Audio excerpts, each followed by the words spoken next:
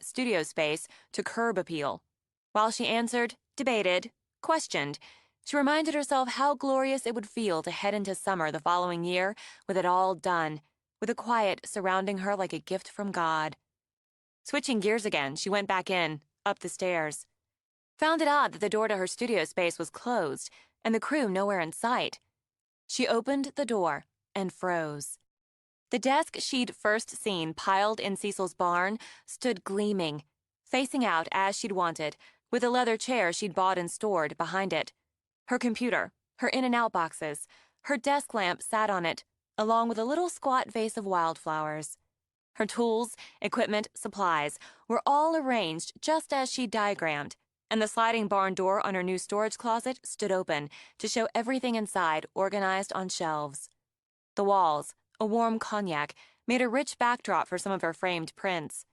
Jenny stood, her hands clasped between her breasts, all but vibrating beside a grinning Kevin. "Tell me you love it. Please, please, love."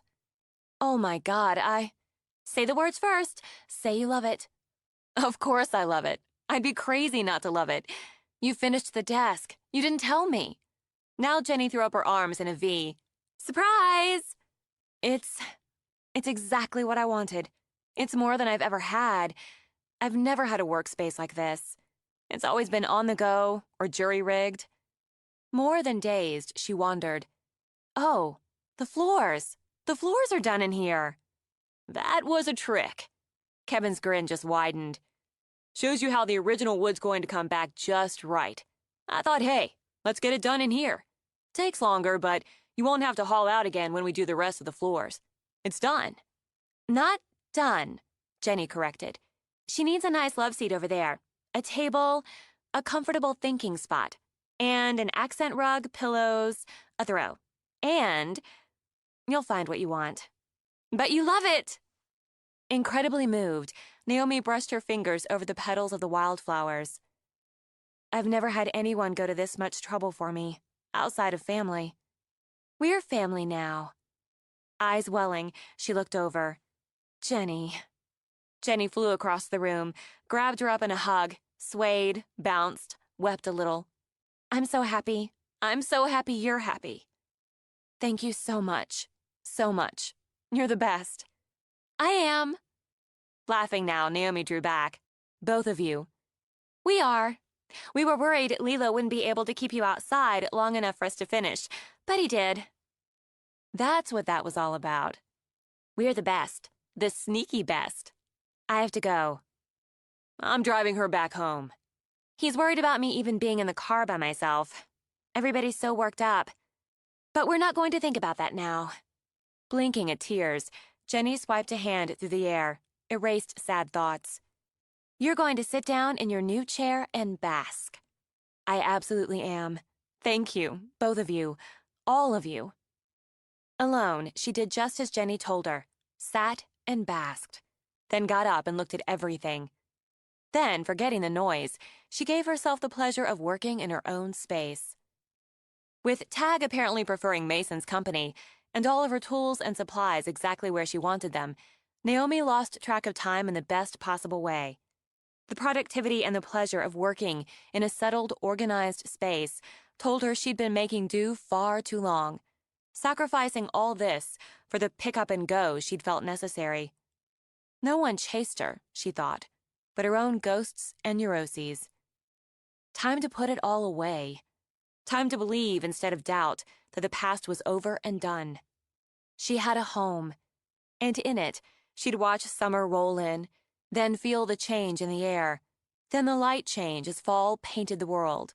She'd have fires lit when winter blew, and be there, just be there, when spring bloomed again. She had a home, she thought again, as she added the last of the new stock to her page. She had friends, good friends. She had a man All right, maybe she wasn't entirely ready for what she felt for Xander, but she could be ready to see what happened tomorrow, or next week, or maybe a week at a time was all she could be ready for in that department. But it was a hell of an improvement. Most of all, she was ready to be happy, all the way happy, to hold on to what she had, what she was building for herself. Now it was time, past time she realized as she noted the time on her computer, to go down and put a meal together.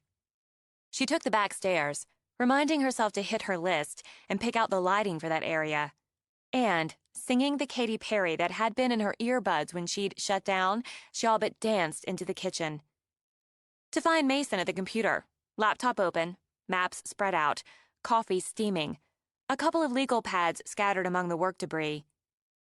"Hey, I thought you were working outside in the sunshine." "I needed more room." "I see that. No problem. I have enough room here for the shrimp farfalle I have in mind." "I asked Xander to pick up pizza. He's on his way." "Oh." Already in the fridge, she paused, glanced back. "That's fine, if you're in a pizza mood, and saves me the trouble." Closing the fridge, she switched modes, decided they could eat on the deck. "Where's the dog?" "He wanted out. Everyone's gone for the day." "So I see. Or rather, here. I worked later than I'd planned. You have to see my studio space." The thrill of it bubbled through her. "It's finished and it's awesome. I'm going ahead with that darkroom space, in the basement. I don't do film that often, and Kevin said the plumbing would be easy down there, so it would be really quiet, out of the way, and make use of some of that space." She turned, found him watching her quietly. "And I'm babbling while you're working. Why don't I take this outside, let you finish up in peace?" "Why don't you sit down? I need to talk to you about something." "Sure. Is everything all right?" "Of course, everything's not all right," she said, shut her eyes for a minute. "I've been so caught up in my own space, my own work, I forgot about Donna and Marla. Forgot about your work." She sat at the counter with him. "It didn't seem real for a little while. Donna's funeral's the day after tomorrow, and Xander... It's the second funeral since I've been here. The second terrible funeral." "I know." "Naomi..." He broke off as the dog raced in from the front, danced in place, raced back again. "That would be Xander and pizza," Naomi said, started to rise. "Just sit." "You found something." She put a hand on his arm, squeezed. "Something about the murders." She swiveled in the stool when Xander came in, tossed the pizza box on the counter by the cooktop. "What do you know?" "Let me start with this. Naomi, this is the picture you took in the forest just west of here. This nurse log." She frowned at the image he brought up on his computer. "That's right. Why did you download it?" "Because this is one I took yesterday, when Donna's body was discovered." Carefully cropped, he thought, as he toggled to it. "It's the same log." "All right, yes." "Donna's body was dumped just off the track, beside this log. It's an 8-minute trek into the woods, and that's without carrying 150 pounds. It bothered me right off. Why take her in that far? You want her to be found. Why take her so far in? Put in that time, that effort. Why that spot?" "I don't know, Mason. Wanting a little more time before she was found? No point to it. But this place, right here," he tapped the screen. "It has a point. You've had that photo on your site a couple of weeks." The chill skipped along her skin. "If you've got some wild idea this photo inspired him or factored into where he left her, it doesn't make sense. For one thing, I've got a dozen photos up I took in that area." "He had to pick one." Face grim, Xander studied the images. "It's just a weird coincidence," Naomi insisted. "Disturbing, but a coincidence. I barely knew either of the victims. I've only been in this area since March." Saying nothing, Mason brought up another photo, one she'd taken of the bluff, then brought up another side by side. "Yours, and the crime scene shot. Up on your site, Naomi, for a couple months." And that chill seeped in, dug into her bones. "Why would anyone use my photos to choose where they left a body? It doesn't make sense. It doesn't." "Stop it." Clamping a hand on her shoulder, Xander spoke sharply. "Stop it and breathe." Annoyance at the tone shoved the weight off her chest. "It doesn't make any goddamn sense." "And doing what he did to Marla and Donna does." No, but that's a pathology, right?" She appealed to Mason. I know enough about what you do to understand that, but I don't understand how you could take these pictures and begin to think this killer is, what, a fan of my work? It's more. Xander had both hands on her shoulders now, and though they kneaded at the tensed muscles, she understood that another purpose was to keep her in place. What's more? Mason took her hand a moment, squeezed it, then brought up another image. You took this shot in Death Valley in February. I had the locals send me the shots from the body dump. He brought it up, heard her breath shudder out. The victim was mid-20s, white, blonde, lived and worked in Vegas. High-risk Vic, stripper, junkie, hooker. It didn't pop on Winston's like crime search because the locals charged her pimp, who'd been known to tune up his girls, with a crime. In January, you took this in Kansas, Melbourne Lake. The body of a 68-year-old female was left there. Again, he brought up the matching shot. She lived alone, and as her house had been broken into, things taken, they put it down to robbery gone south.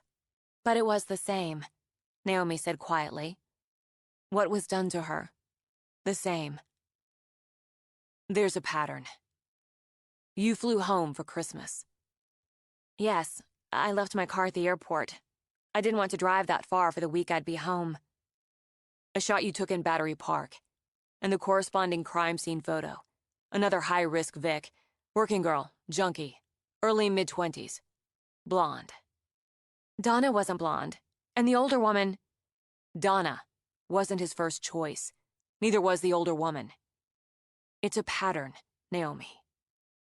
The cold, a jagged ball of ice, settled in her belly. He's using my work. There are more. How many more? 4 more I can connect through the photos. Then there are the missings. Missing from areas I've been able to track you to through the photos. I need the dates and locations for the last 2 years. You keep track. Yes, I don't blog about a place until I've left it. I'm careful, but I keep a log of where I was, what date I took what shots, on my computer. I need you to send them to me. If you've kept a log further back, I want that too. She focused on Xander's hands warm and firm on her shoulders. I have a log from when I left New York, from when I left 6 years ago.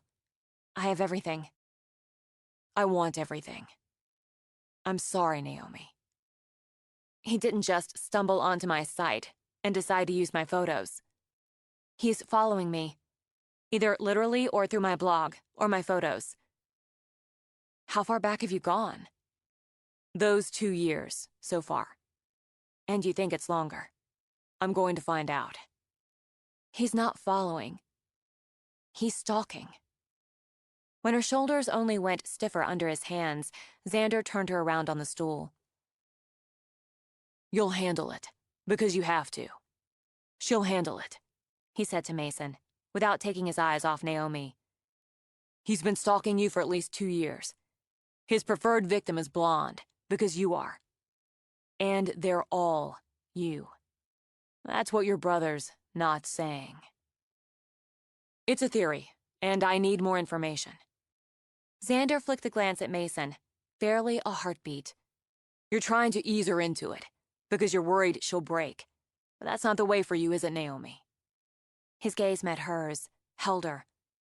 You're not going to break. I'm not going to break. But a part of her was trying desperately to shore up the cracks. He takes them, and he keeps them at least for a couple of days, so he can rape them, torture them, gratify himself. After he's beaten them and raped them, kept them in the dark, cut them, choked them, kept them bound and gagged. He strangles them. She drew a shaky breath, then another, steadier before she turned to Mason. Like our father. Too much like our father now. Too much like it to say there are other cruel, sick men who do this. He's killing like Thomas Bowes. And following me, the way I followed our father that night. I believe he's studied Thomas Bowes. He may have written to him, visited him, and I'm pulling that line. I believe he's studied you. He's here, and for the first time that I can verify, he's killed twice in the same place. Because I'm in the same place. Yes. From what I'm putting together, he's evolved. His method, while not exactly the same as Beau's, has mimicked it. No coincidence. No excuses. She ordered herself. The facts stood clear and straight. She had to face them. Why hasn't he come after me? The others are what you call surrogates. Why hasn't he come after me? There have to have been countless opportunities. Because then it's over, Xander said, shrugged. Sorry, he said to Mason. It's what makes sense. And I agree. I still have more to do, more to analyze. But I can tell you I've got enough to have convinced Chief Winston and the coordinator of the BAU to send a team here. This unsub is smart, organized, mission-oriented, and tenacious. But he's also arrogant.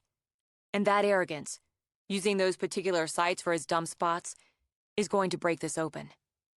We're going to stop him, Naomi. I need the data from you. It's key. I'll go up, email you the files. She slid off the stool, went up the back stairs without another word. She's telling herself she can't have this. Mason lifted his hands to encompass the house, the life. Not now. What Beau's is, what she tried to leave behind, came here with her. Yeah, she's telling herself that. She's wrong. With a nod, Mason started to get up, sat back again. You go. The torch passed while I wasn't around. And we both came from him. She needs somebody who doesn't carry that. I'll take care of it. She sat at her desk, her beautifully restored desk in her beautifully designed studio. A space that, less than an hour before, had made her so happy, so hopeful. Had she really told herself, really believed the past was done? Never done, she thought now. Never over. The ghosts never exorcised. And once again, a killer's life, twined and twisted with hers. When she heard footsteps, she opened her computer, began to bring up the files. It's going to take me a few minutes, she said, very, very calmly when Xander came in. I got that. He wondered, measuring the space, the look and feel of it. Swank, but not fancy. That's a hard note to hit. You should go down. You and Mason should get to that pizza before it gets any colder. Nothing wrong with cold pizza. There's nothing for you to do here, Xander. That's where you're wrong. You need another chair in here. Now also somebody going to hang out and bug you when you're working. Why don't you spit out what's circling around in your gut? I can figure some of it anyway. You want me to spit it out? Start with, if I hadn't gotten it into my head, I could stay here, live here. Donna would still be alive. So, straight to the cliché? He shook his head. I thought you'd do better. That's not even a challenge. If you'd moved on, how many others before somebody like your brother finally clued in on the pattern? And what are the chances anybody but him would have seen the connection with your photos? I don't know the chances, but obviously the chances of me being connected to a serial killer for the second time are really good. Sucks for you. Shock snagged her breath. Sucks for me? Yeah, it does. It sucks for you that some lunatic's out there obsessed with you and emulating your fuck of a father. But you're not the reason. You're the excuse. The reason's inside this sick bastard's mind, just like your father's reasons were in his. It doesn't matter. It doesn't matter. Excuse, reason. It doesn't matter what's in their minds, what drives them to kill. It matters that for the first 12 years of my life, I grew up in a house with a monster, and I loved him. It matters that where I spent those years is now best known as Thomas David Beau's killing field. It matters that what I grew up with followed us to New York until my mother killed herself rather than live with it. It matters that it's followed me, leaving death behind ever since. She wouldn't weep. Tears were useless. But fury, Full-blown fury, felt righteous. It matters that I tried to convince myself I could have what the majority of the human race has. A home, friends, people I care about, a damn idiot dog, all of it. You have that. All of it. It is, a fantasy. I got caught up in it, let myself believe it was real, but... So what? You'll pack up? Take off? Sell this place? Dump the dog? The fact stood clear, she thought again. Sometimes people have roots so corrupted, they shouldn't try to plant them. That's bullshit, and it's weak. If you want to feel sorry for yourself, I'll give you a pass, but that's weak. You've got better than that, baby. You don't know what I've got, baby. Hell, I don't. And because I do, I know you're not going to let some son of a bitch send you running. He put the palms of his hands on her desk and leaned toward her. I know what I've got, and I'm damned if I'll let you run. You've got what you need right here, and you're going to stick. She surged to her feet. Don't tell me what I'm going to do.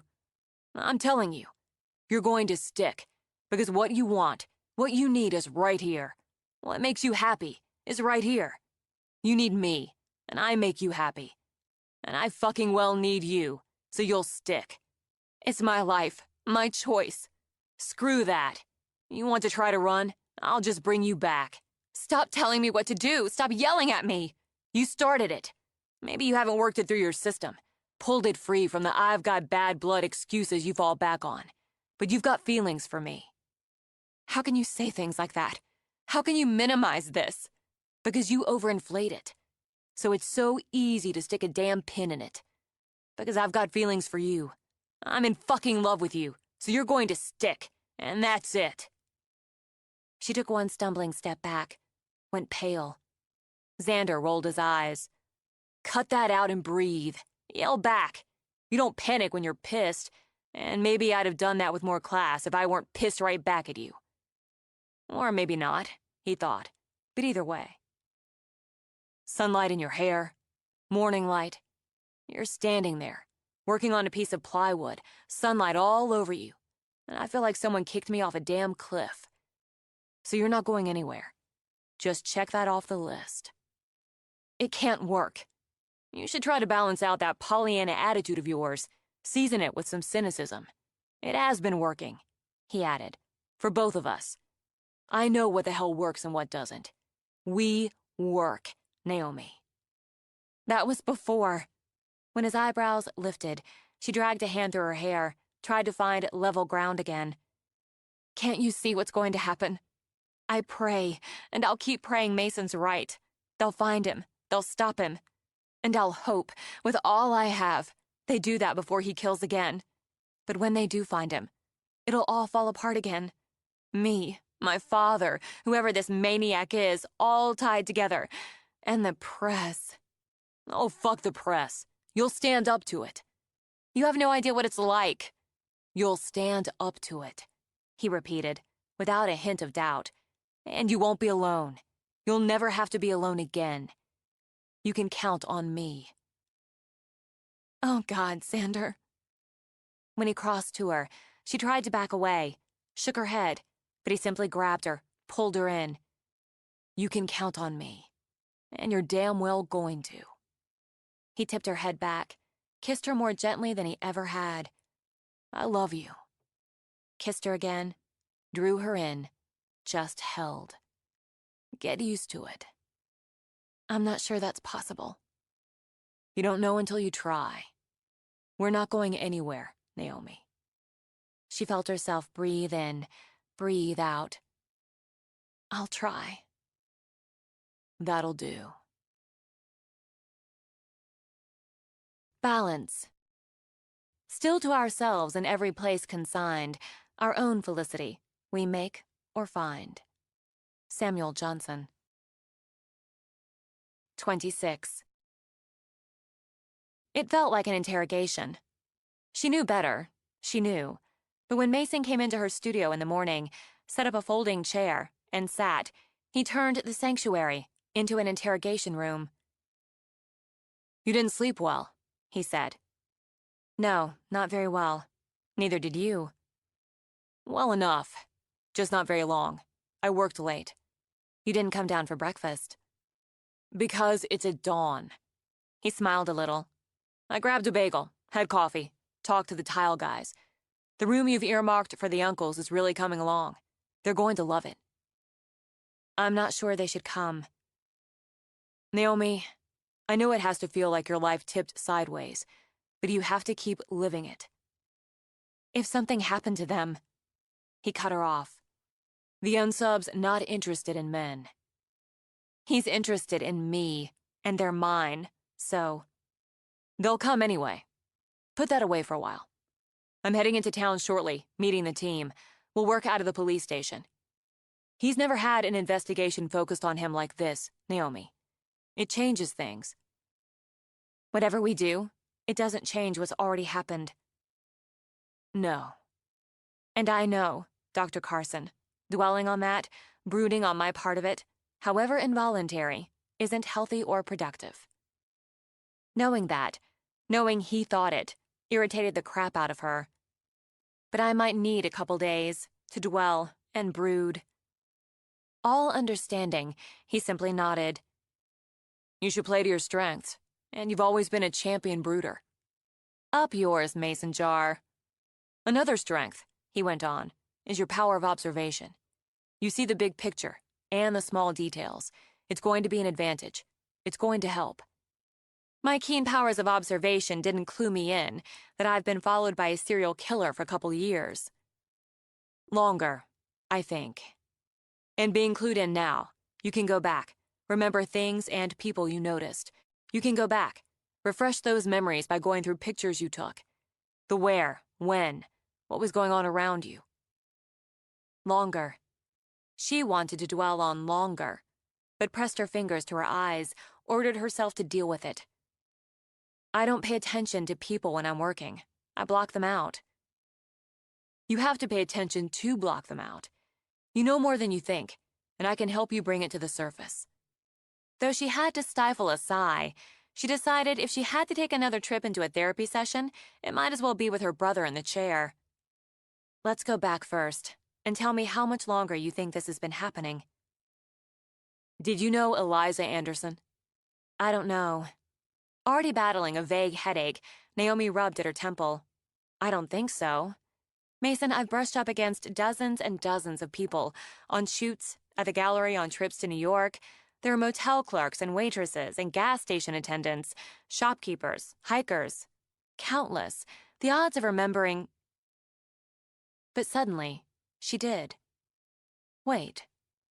Liza. I think they called her Liza. I remember hearing about her at college, my sophomore year, after she was killed. But Mason, it wasn't like this, and everyone said it was her ex-boyfriend. He'd been violent with her before, which is why he was an ex. She was beaten and raped, but she was stabbed to death, wasn't she? And, God, they found her in the trunk of her own car. What do you remember about her? I didn't know her. She was a year ahead of me, but I recognized her when I saw her picture on the news, on the net, after it happened. We didn't have any classes together, didn't socialize, but she came into the restaurant where I worked the first 2 years of college, before I could intern with a photographer. I waited on her enough times to remember her face. Now, she brought that face back into her mind. Blonde. Short, swingy blonde hair, she said, waving her hands just under her own ears. Very pretty. Polite enough to actually speak to her waitress, say thanks. I understand she was blonde, killed where I went to school, but she wasn't held for any length of time, wasn't strangled. I think she was his first. I think he panicked before he could attempt strangulation. It was messy and quick, even sloppy. And he was lucky. If the investigation hadn't zeroed in so completely on the ex, he might not have gotten away with it. She'd had a fight with the ex that night. I remember reading that, hearing it around campus. She found her calm, pushed back for memories. He, the boyfriend, tried to get her to come back, and they fought. He threatened her. People heard him tell her he'd make her sorry, make her pay. He didn't have an alibi. And they had no physical evidence. And no matter how hard and long they worked him, He never came off his story of being alone in his room, asleep, when she was grabbed and killed and put in the trunk of her car. She looked a little like you. No, she didn't. You wore your hair longer then, not dissimilar from hers. She wasn't as tall as you, but she was tall, slim. And the way he paused, the way those warm brown eyes fixed on hers, Naomi knew worse was coming. Say it. I think he used her as a surrogate. His first. Because of those similarities. It may be he couldn't get to you, so he substituted. And then found the high of the kill, of taking those substitutes. Along the way, he evolved. He learned. He refined. Mason, that's 10 years. You're talking 10 years. Initially, his kills would be more spread out. Months, even a year between. He'd experiment with method. Study you. Study Bose. He may be competing with Bose. And Bose had a 12-year streak. That can be verified. You and I know it might have been longer. Couldn't sit. Couldn't. So she pushed away from the desk, paced to the window, drank in the view of the water. The peace of it, the colors blooming in light and in shadow. I don't know why, but if I believe it's been 10 years, it makes it less intimate. This isn't about something I did, something I didn't do. Sandra was right. I'm the excuse. God, I asked myself so many times in the first couple of years, after that night in the woods, what I'd done or didn't do to make my father hurt all those girls. I did the same. She glanced back at him. Did you? Yeah, I did. Of course I did. And the answer was nothing. We didn't do anything. It took me a long time to accept that, to push away any blame. It's not going to take me as long now.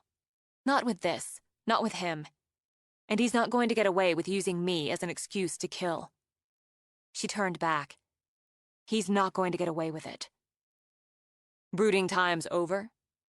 Damn right it is. Ashley. Liza would have been the same age as Ashley when I found her. I hadn't thought of that. Considering, Mason sat back. It might have been a trigger. Not necessarily the exact age, but the college student. You saved a college student. Now you're a college student, and he goes there to kill you, or a surrogate, to finish what Bose had started. Mason rose. I have to get into town.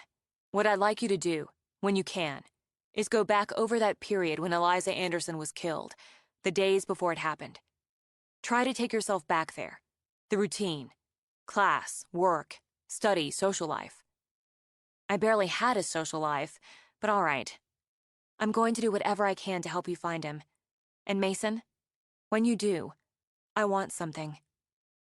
What? Something I couldn't do, just couldn't do, with our father. I want to talk to him. Let's catch him first. But Mason went to her, wrapped his arms around her before stepping back.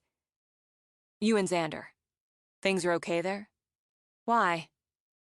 You were yelling, both of you, when you came up here yesterday. And you were still off and upset when you came down again. He pisses me off so I won't panic.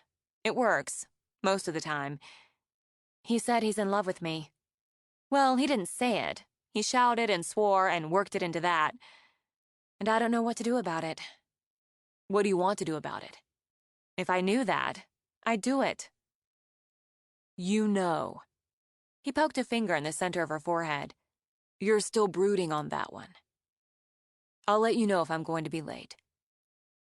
Alone, Naomi considered brooding on that one a little longer. Instead, she sat behind her desk again, dug out files, and took herself back to college.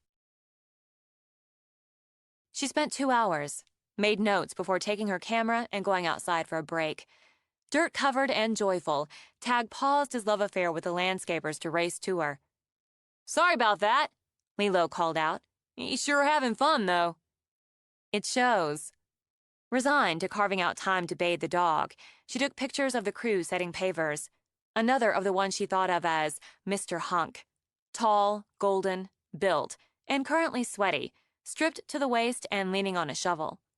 Hunk's at work, she thought, immediately seeing a series of photos. Maybe a calendar, she thought, remembering Xander working on an engine, Kevin with a nail gun.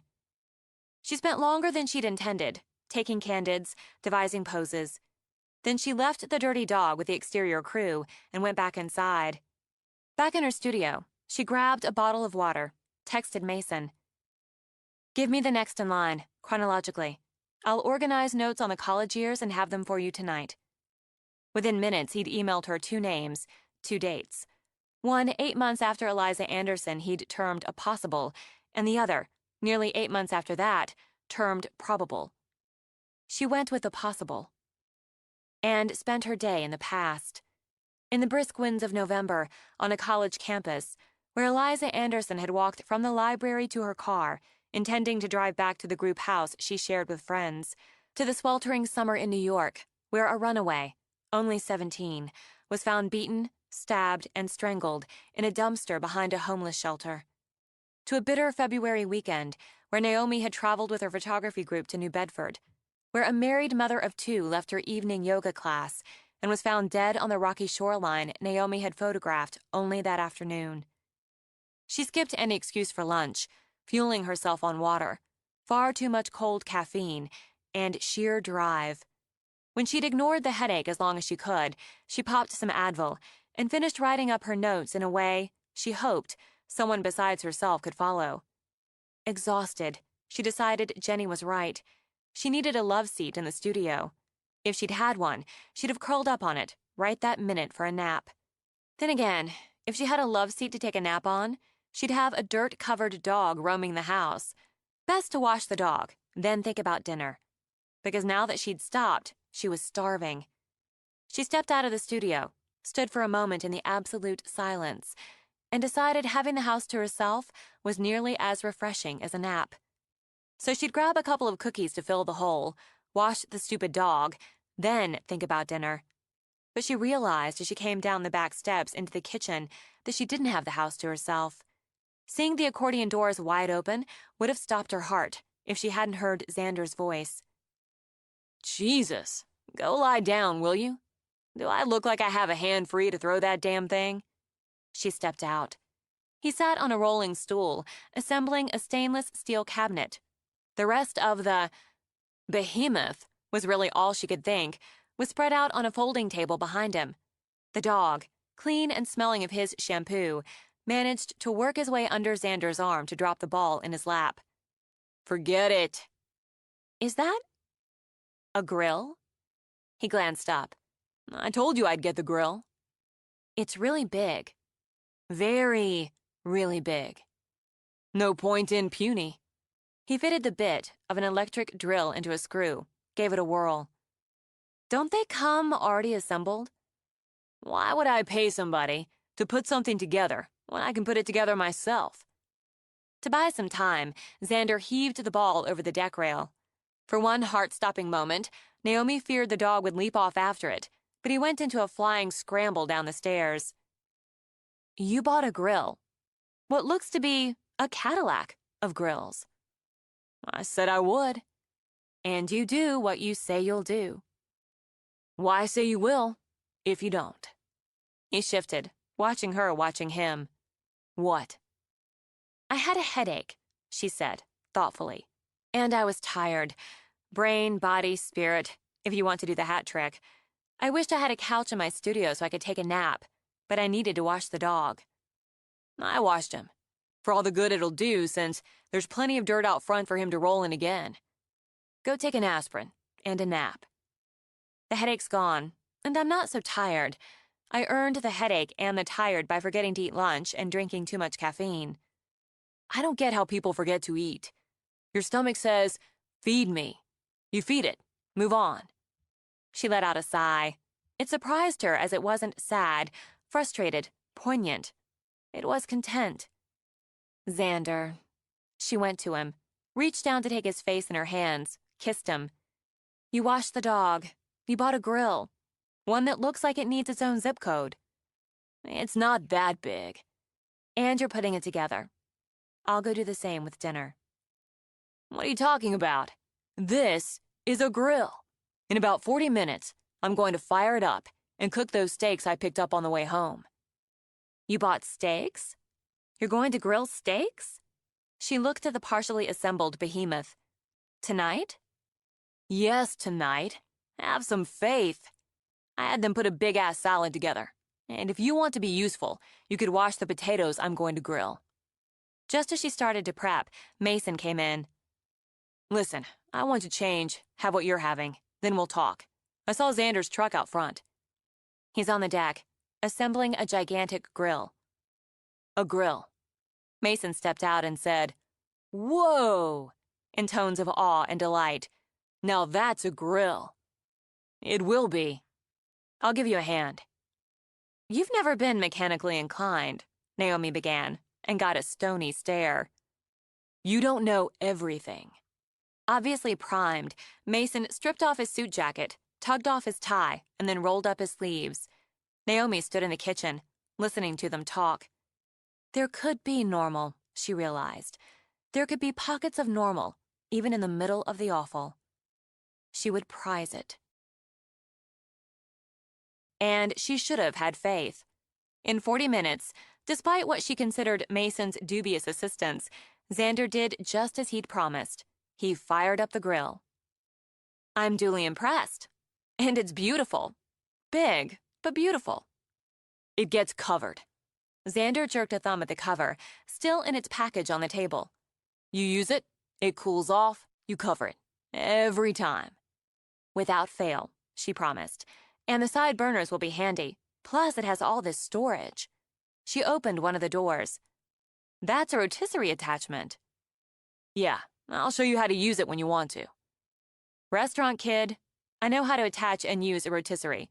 And I will be. Let me get the potatoes ready. You scrub them off. Toss them on. I'll show you a trick. If I'd known this was happening, I'd have picked up some liquid smoke. I've got some. They threw in this thank you package. There's some in there. Why? Why? Get it and see. What he saw was her mixing up oil, the smoke, some garlic in a bowl. They're just potatoes.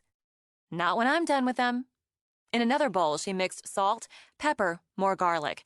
Then she took one of her little knives and cut wedges out of the potatoes. Why? He began, but she just waved him off and put pats of butter in the wedges, then sprinkled the salt stuff in it before fitting the piece she'd cut out back on. It's a lot of trouble for... She made a warning sound, rubbed the potatoes with the oil mixture, using the rest of the seasoning on them, then wrapped them in foil. Have a little faith, she said, and handed him the 3 massive spuds. When Mason came down, they were sitting on the glider with a dog at their feet. That's one beautiful bastard, he said, studying the grill. He sat on the deck, back against the pickets. Do you want me to wait until later? No, I'm good. I've had a lot of time to think it through, work it out. We all need to know all we can. Okay, then. We profile the unsub from late 20s to early 30s. More my age, Naomi said. He'd have blended on campus, we believe, as a student. What campus? Xander demanded. You're not caught up. He was in assembly mode when I came down. I didn't talk to him about it. Okay. We now believe, strongly, the first kill was a student at Naomi's college, in Naomi's 2nd year. He filled in the blanks quickly. I didn't get to all your notes, Naomi, but I did read the ones on that time period. You were part of a photography club, casually dating one of the other members. You were still living on campus, and you worked at a place called Cafe, coffee house, casual dining. You paid extra to have a single room, no roomie, in your dorm. I learned the first year I couldn't handle a roommate. They wanted to party when I wanted to work, and I still had nightmares off and on. I could put in extra hours at the cafe and pay the extra. And the night Eliza Anderson was killed, you got off about 9. It was a Friday night. I looked it up, and I remembered. Most Fridays, I got off at 9, walked back to my dorm, put in a couple hours on assignments or study. Even if the weather was bad, it was only about a 10-minute walk on campus. But Justin came by right before I got off, the guy I was seeing. He wanted to show me some of the shots he'd taken earlier in the day for this assignment. I liked his work, which is probably why I'd started seeing him, so he and another girl from our club walked back to my room together. 3 of you. Not what the unsub was expecting. He'd watched you.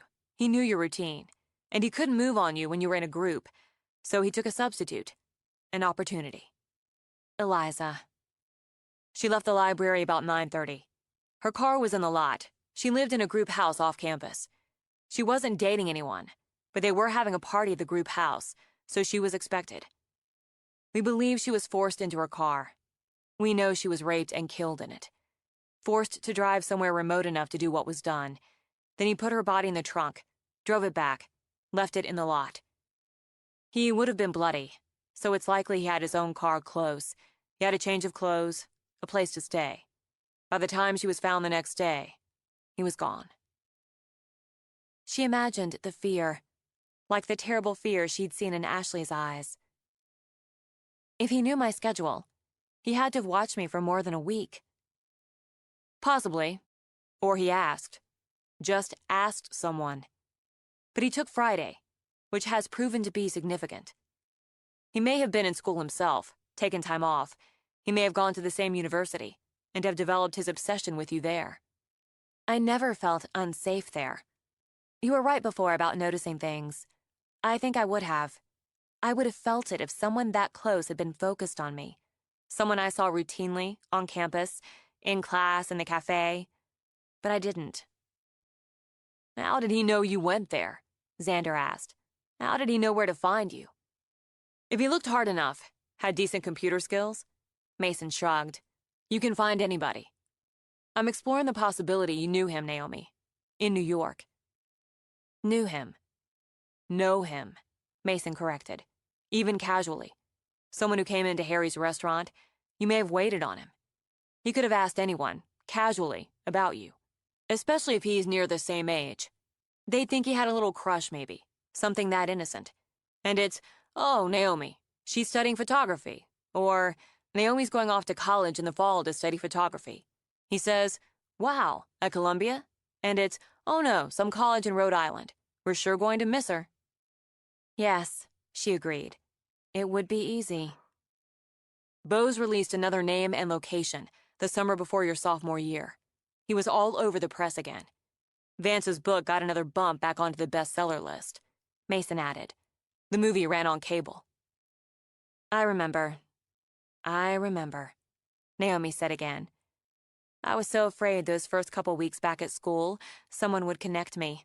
But no one did. Or I thought no one did. Something like that could have triggered it. Bose got a lot of attention, a lot of mail, more visitors, more reporters getting clearance to interview him from that July, when he made the deal, right through to October, when the attention waned again. And in November, this man came to Rhode Island. Probably for me. We're checking all the correspondence, the visitors' logs, back 10 years. The records aren't as easy to come by as they are now, but this is someone who keeps tabs, who's probably developed a relationship with Bose, or believes he has, just as he believes he has one with you. He does have one with me. Everything you remember helps. Your memory of that first Friday night, it helps. It gives us your movements, and with them, helps us see his. You remembered something else from college. The club trip my junior year. President's Day weekend. Cold as it gets, but we piled in a couple of vans and drove to New Bedford. Winter beach theme. We shot for a couple of hours on the freezing beach, then we went into town to eat. That's what I remembered. How this other student sitting across from me, Holly, I don't remember her last name, said something about how come guys stared at me. I already had a boyfriend. And she pointed toward the bar, kind of smirked. I looked around, but the guy she'd pointed out had his back turned. As she had that afternoon, Naomi walked through it again. She got up. I guess she was feeling the beer. She was one of the seniors and ordered a beer. She walked up to him. I even heard her say he could buy her another beer, that I was taken, but she wasn't. He just walked out. Didn't look back, just walked straight out, which annoyed her. And I did feel something. I felt uncomfortable, exposed. I put it down to embarrassment because she was a little drunk, and she said how Barbie dolls like me always got the attention, how he'd watched me on the beach earlier. We took some more shots around town, then drove to Bridgeport, spent the night at a motel, took more pictures the next day. We were supposed to keep at it, come back on Monday, but a storm, a bad one, was coming in, and we opted to go back, finish up closer to the campus. I never heard about the woman he'd killed until you told me this morning. Who was she? Xander asked. She worked at the restaurant, where you had your early dinner. She got off at 7 that Friday, had a yoga class in a studio in town. Her car was still in the lot the next morning, her husband frantic. They found her body Sunday morning, on the beach, where Naomi's club spent that Friday afternoon. It's not a coincidence. Did he use her car? Naomi asked, the way he did with Liza. No, we believe he had his own vehicle, incapacitated her or forced her into it. Middle of February, Xander speculated. Cold, windy, storm coming in. He sure as hell didn't kill her outside. Maybe he rented a motel room, or had a van. A lot of motel rooms in that area. The locals checked every one, came up empty. He'd had time to think about it, Xander pointed out. To prepare. You put down a tarp, do what you're going to do, TV or radio on, she's gagged. Who's going to hear? I wish I'd gotten up, gone to the bar, gotten a look at him. At least I could give you a description. This Holly did. Maybe she remembers. Naomi just shook her head at Xander. She was half-lit, a decade ago. In any case, I don't remember her last name. Have no idea where she is. Your brother's FBI. I bet he can find her. Yeah, we can find her. We will find her. She's the only one we know of who knows what he looks like, or looked like, so it's worth a shot. Do you want to break from this? No, keep going. You said a runaway in New York, in July, between these two murders. He took her through that, plucking at her memories, then called it when Xander got up to grill the steaks. Just give me the next you have, Naomi insisted, so I can think about the time and place, what I was doing. April of my sophomore year, your senior year, spring break. You, me, the uncles, we road-tripped it down to South Carolina, stayed a week in that beach house Seth found. I remember. It rained 4 of the 6.5 days we were there. Remembering made her smile. We played a hell of a lot of Scrabble and rented movies. But that's 9 months, isn't it? 9 months between? Doesn't it usually escalate? It does, and I think he practiced between July and April. Disposed of the body, or bodies. It's going to be like Bo's. Even when you find him, you might never know how many he killed. Let's worry about that when we get to that. But how do you want your steak? Xander interrupted. Oh, medium rare for me, medium for Mason. She sloughed it off, rose. I'll go dress the salad. They'd take that break, she decided, dig into that pocket of normal. Then she'd go back to that rainy week at the beach, and whatever came after it. She wouldn't stop. 27. When she turned to him in the night, Xander came half awake. Just a dream. He slid an arm around her, hoped she'd settle again. You're okay. He was chasing me, through the forest, along the beach, everywhere I went, right behind me, but I couldn't see him. Then I fell into a pit, but it was the cellar. And when he put the rope around my neck, it was my father. He lay quiet a moment. I'm no shrink, but that's pretty straightforward, right? I dream of that cellar more than anything else. I can even smell it in my dreams. I never get out of it in the dreams. He always comes back before I can get away. Away from him. He's not going to get out. but he has an apprentice, a competitor, whatever this is. I can't be afraid, Xander. I can't live afraid.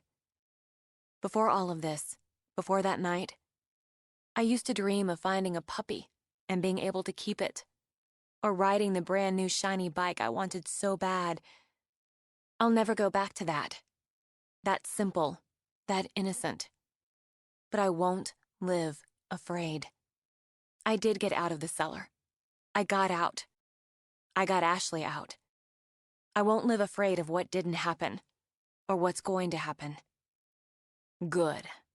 Smart. Can you go back to sleep now? No. She rolled on top of him. And neither can you. Fisting her hands in his hair, she took his mouth aggressively, took her fill of it. I have purpose. Yeah, he managed, as she ravaged his mouth again. I got that. Not that. Her laugh came low and husky. Or not just that. Oh God, I love your hands on me. So hard and strong it feels like you could break me in half. Those hard, strong hands gripped her hips. You don't break easily. No, she didn't. She'd nearly forgotten that. She didn't break easily. She scraped her teeth along his jawline, down his throat, reveling in the taste and texture, gathering pleasure and excitement from the rapid beat of his pulse against her lips. His heart, a quick, thick thud against the press of her breast. He'd given that heart to her. She didn't know, not yet, couldn't be sure, not now, what to do with it, for it. But she wouldn't be afraid of being loved. She wouldn't fear the gift. Strong, she thought. He was strong, body and mind and will. She would never be weak, never forget her own strength. His strength would remind her, even challenge her. She rose up. Moonlight again, she thought. Here was moonlight, as it had been the first time they'd come together, like this. Light, dark, shadows, living together to tint the air, to somehow sweeten it. She took his hands, brought them to her breasts, to her own heartbeat. I'm what you need. You are. For a moment, she pressed her hands to his. Everyone should have what they need. She took him in, slow, slow, stretching the moment like a fine silver wire. Oh, what being with you does inside me. And she began to move, a gentle, sinuous roll, torturously arousing a smoky, smoldering fire in the blood. He fought to let her set the pace, that slow burn of a pace, to stop himself from simply clamping around her like chains, taking her, taking his release. Pleasure, so acute it sliced.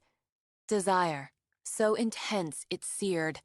And love, so deep, and yet so new, it drowned him. As if she knew, she smiled. Wait. Her eyes closed as she rolled her hips, kept him trapped and on the edge of torment. Wait, and you can take what you need, take what you want, how you want. Just wait. While he watched, barely able to breathe, her head fell back, her back bowed, her arms rose to circle her head. All movement stopped. She was a statue, bathed in moonlight, made in moonlight. She made a sound, half sob, half triumph. Then she smiled again. Her eyes, opened and slumberous, met his. His tether snapped. He had her on her back, under him, her arms still over her head, his hands clamping her wrists. All that need, all that want, all that torment rushed together inside him. He drove into her like a man possessed. Perhaps he was. Her shocked, breathless cries only added fuel. He took what he needed, what he wanted. Took until there was nothing left for either of them. And that was everything for both of them. In the morning, Xander scowled at a tie, as if deciding whether to wear it or hang himself with it. I don't think Donna would care if you didn't wear a tie. No, but I'm a pallbearer. Her daughter asked Kevin and me to be pallbearers. Oh, I didn't realize. How much harder would that be for him, she wondered, and walked to her closet, which needed organizing since most of the clothes shipped from New York remained in boxes. You don't have to go. She stopped, her hand on the black dress. Would you rather I didn't? I don't mean that. I mean you don't have to. You don't have to feel obligated. So much easier to stay home, she thought, to work in a quiet, empty house, as everyone in both crews would attend Donna's funeral, and he was giving her the out. I didn't know her very well, but I liked her. I know I'm not responsible for what happened, but I'm connected. I know you'll have more friends than I can count there, but we're together. It's not an obligation, Xander. It's respect. I'm pissed off. He tossed the tie on the bed, shrugged into the white dress shirt. I'd shoved it down, but today I'm pissed off. I'm going to carry a really good woman to a hole in the fucking ground. I know. She laid the dress on the bed, went to the dresser for a bra and panties. You should be pissed off. While she dressed, he picked up the tie again and, resigned, slid it under the collar of the shirt. Ties are for bankers and lawyers, he complained. Or like Elton John said, the sons thereof. In her underwear, she turned to him, finished the knot herself. Uncle Seth taught me. He said every woman should know how to tie a man's tie facing him, and I'd know why someday. She smiled, smoothed the fabric down. And now I do. Look at you, Xander Keaton, clean-shaven. She stroked a hand over his cheek. Wearing a tie. She angled her head. Who are you again? It won't last. And that's fine, too. She pressed her cheek to his. This time, I'm going to help you through. Let me. He let out a curse that ended on a sigh. Then he put his arms around her. Thanks. Tell me when you need to go. They closed Ronaldo's for the day. People are supposed to go there after, but if you... Just let me help you through. Right. You're half, more than, naked. I'm not. Something off about that. I'm about to be unnaked. Maybe you could let Tag out. Make sure he does everything he has to do. I don't want to leave him outside alone while we're gone. We could take him. No, we're not taking the dog to a funeral. He'll be fine in the house, as long as he has a rawhide and a stuffed cat. And a ball. I'll be down in 10 minutes. You're the first and only woman I've known who says that and means it. Hey! He snapped his fingers at the dog, who instantly grabbed his ball in his jaws and body wagged. We're going out the back, pal, and keeping out of that topsoil. Xander grabbed his suit jacket, headed out the bedroom doors to the deck, with the dog flashing ahead of him. Lock this behind me, he told Naomi. She did, then put on the dress she hadn't worn in... She couldn't quite remember, and finished getting ready for her second funeral in the Cove. He waited, just inside the forest, until Naomi and the grease monkey she was doing it with drove by in her car. Then he waited 5 full minutes. Sometimes people turned around and came back, forgot something. His mother did it all the time, and once nearly caught him digging in the fake coffee can she used to hide cash from thieves. Not that she'd ever been robbed, except by her son. So he waited, watching the road through the screen of trees before he began to hike to the house on the bluff. He'd parked nearly a quarter-mile away, in the opposite direction from town, had even put a white handkerchief on the side view mirror, like he'd had a breakdown. Getting into the house would be a nice little bonus. He'd seen how she lived, what she had. He wanted to touch her things, her clothes, smell her. Maybe take a little souvenir she wouldn't miss, at least not right off.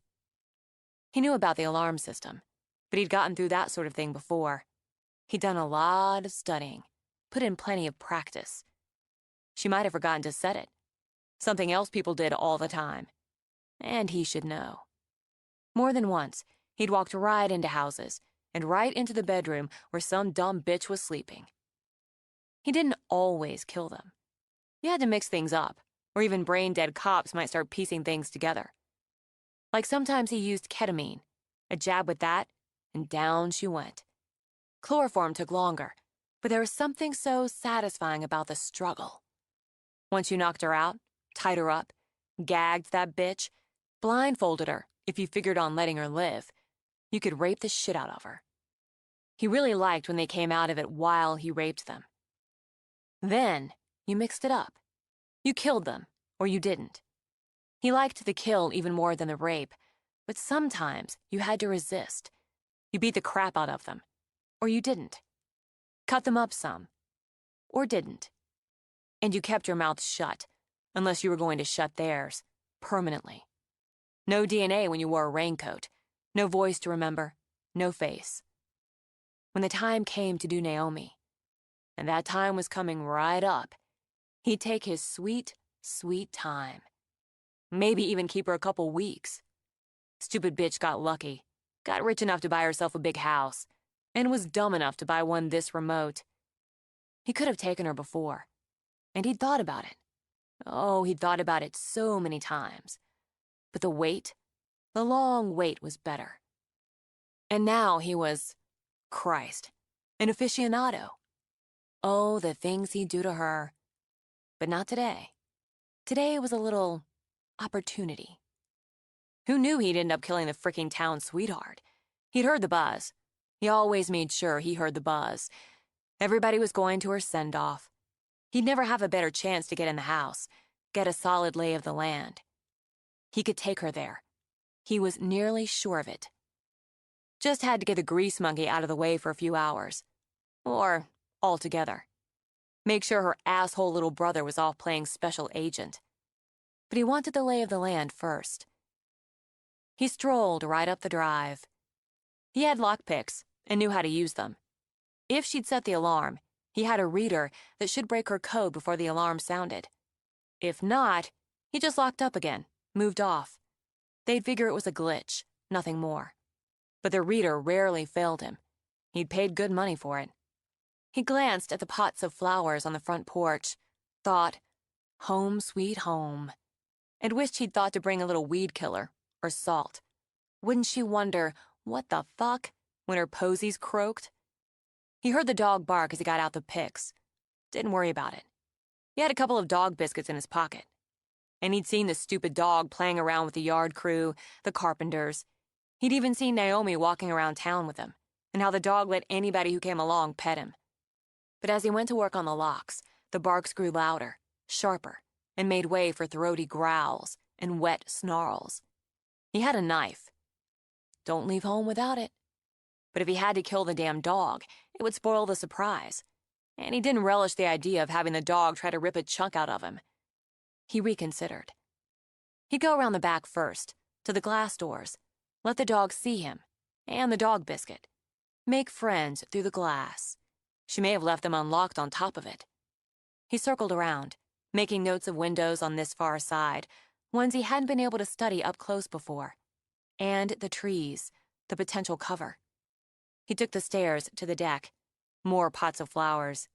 Yeah, he might just come back with a weed killer.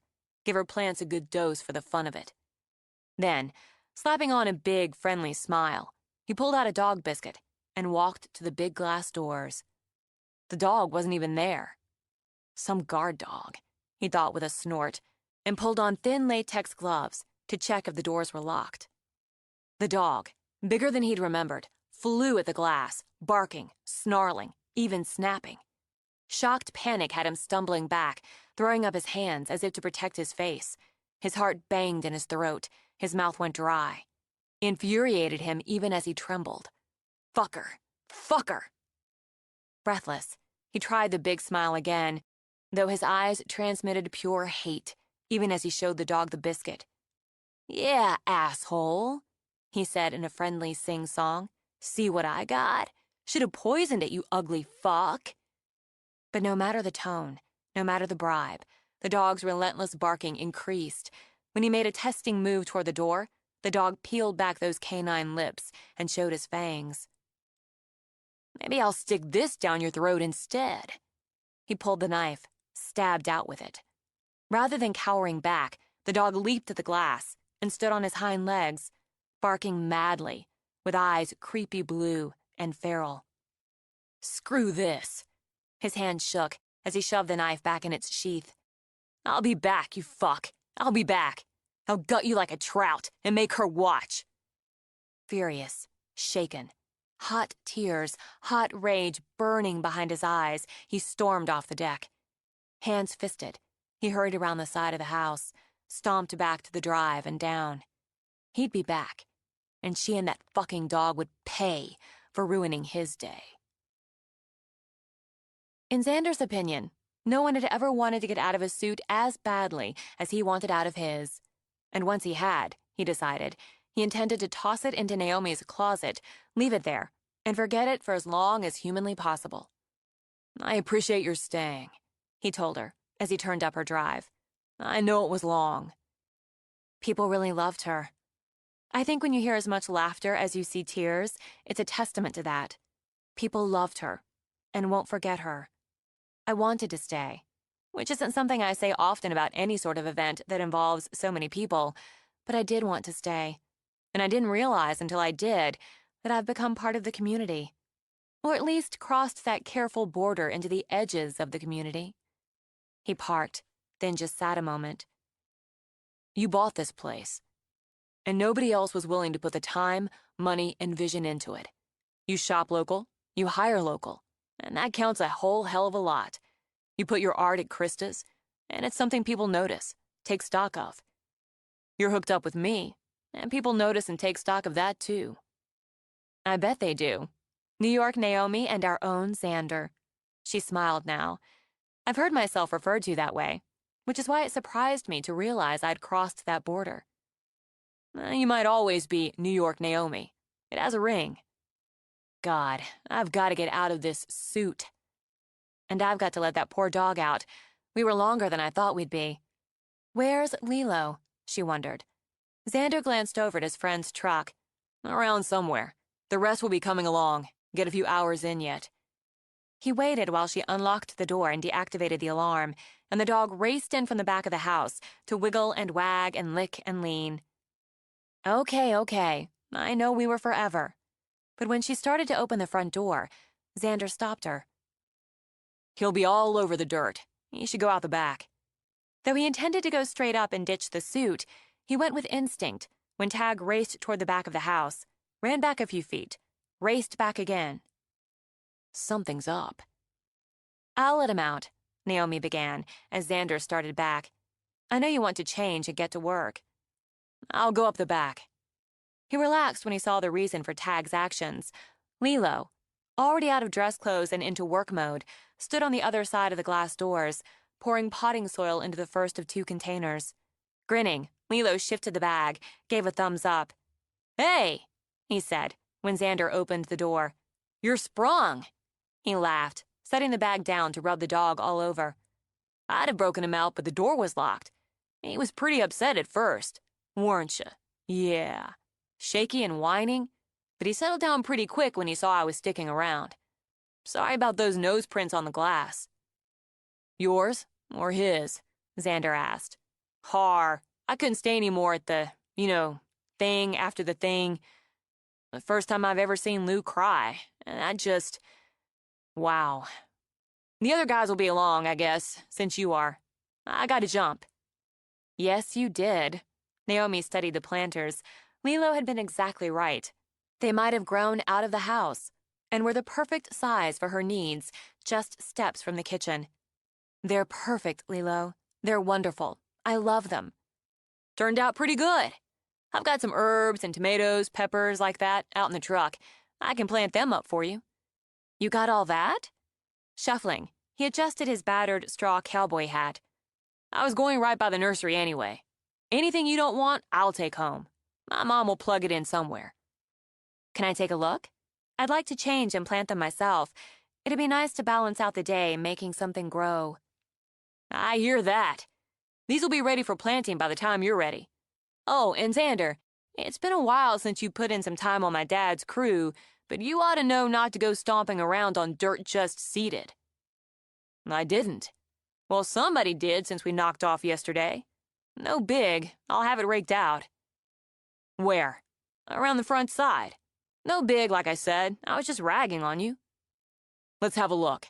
Naomi, Keep the dog back. We're not going to put you, or whoever, in jail for tromping over the topsoil, Lilo said, but led the way down. I'll get those plants while we're out there. You can carry a flat, unless you're worried about getting dirt on your suit. I may burn this suit.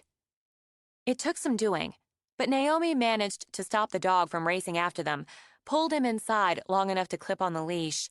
By the time she came out the front door, both Xander and Lilo had hunkered down to steady the ground, and her nerves began to fray.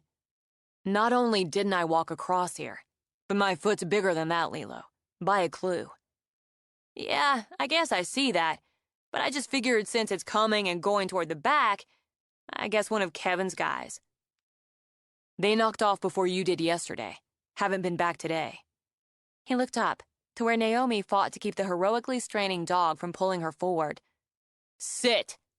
He snapped it out, and to Naomi's, and probably to Tag's surprise, Tag sat. Your brother's got about an inch on me, Xander said. I can't say I noticed his feet, but I'm betting they're close to my size. I take a 13. Yes, I know his size because he hit it in high school. It's not easy to find that size off the rack. Tell me about it. Give him a call, Naomi. Somebody's been out here, snooping around. Well, fuck, Xan. Lilo pushed to his feet. I never figured that. Maybe that's why the big guy was so upset when I got here. Xander circled around, took the curving path of recently set pavers. He's on here, right? Taking the phone out of her hand, Xander pulled up her speed dial list.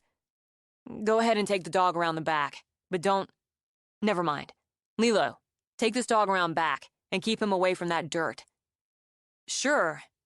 The back door was locked, he said, as he took the same path as Xander. Front, too, because I'm going to admit I tried it, thinking to let Tag out since he was so upset at first.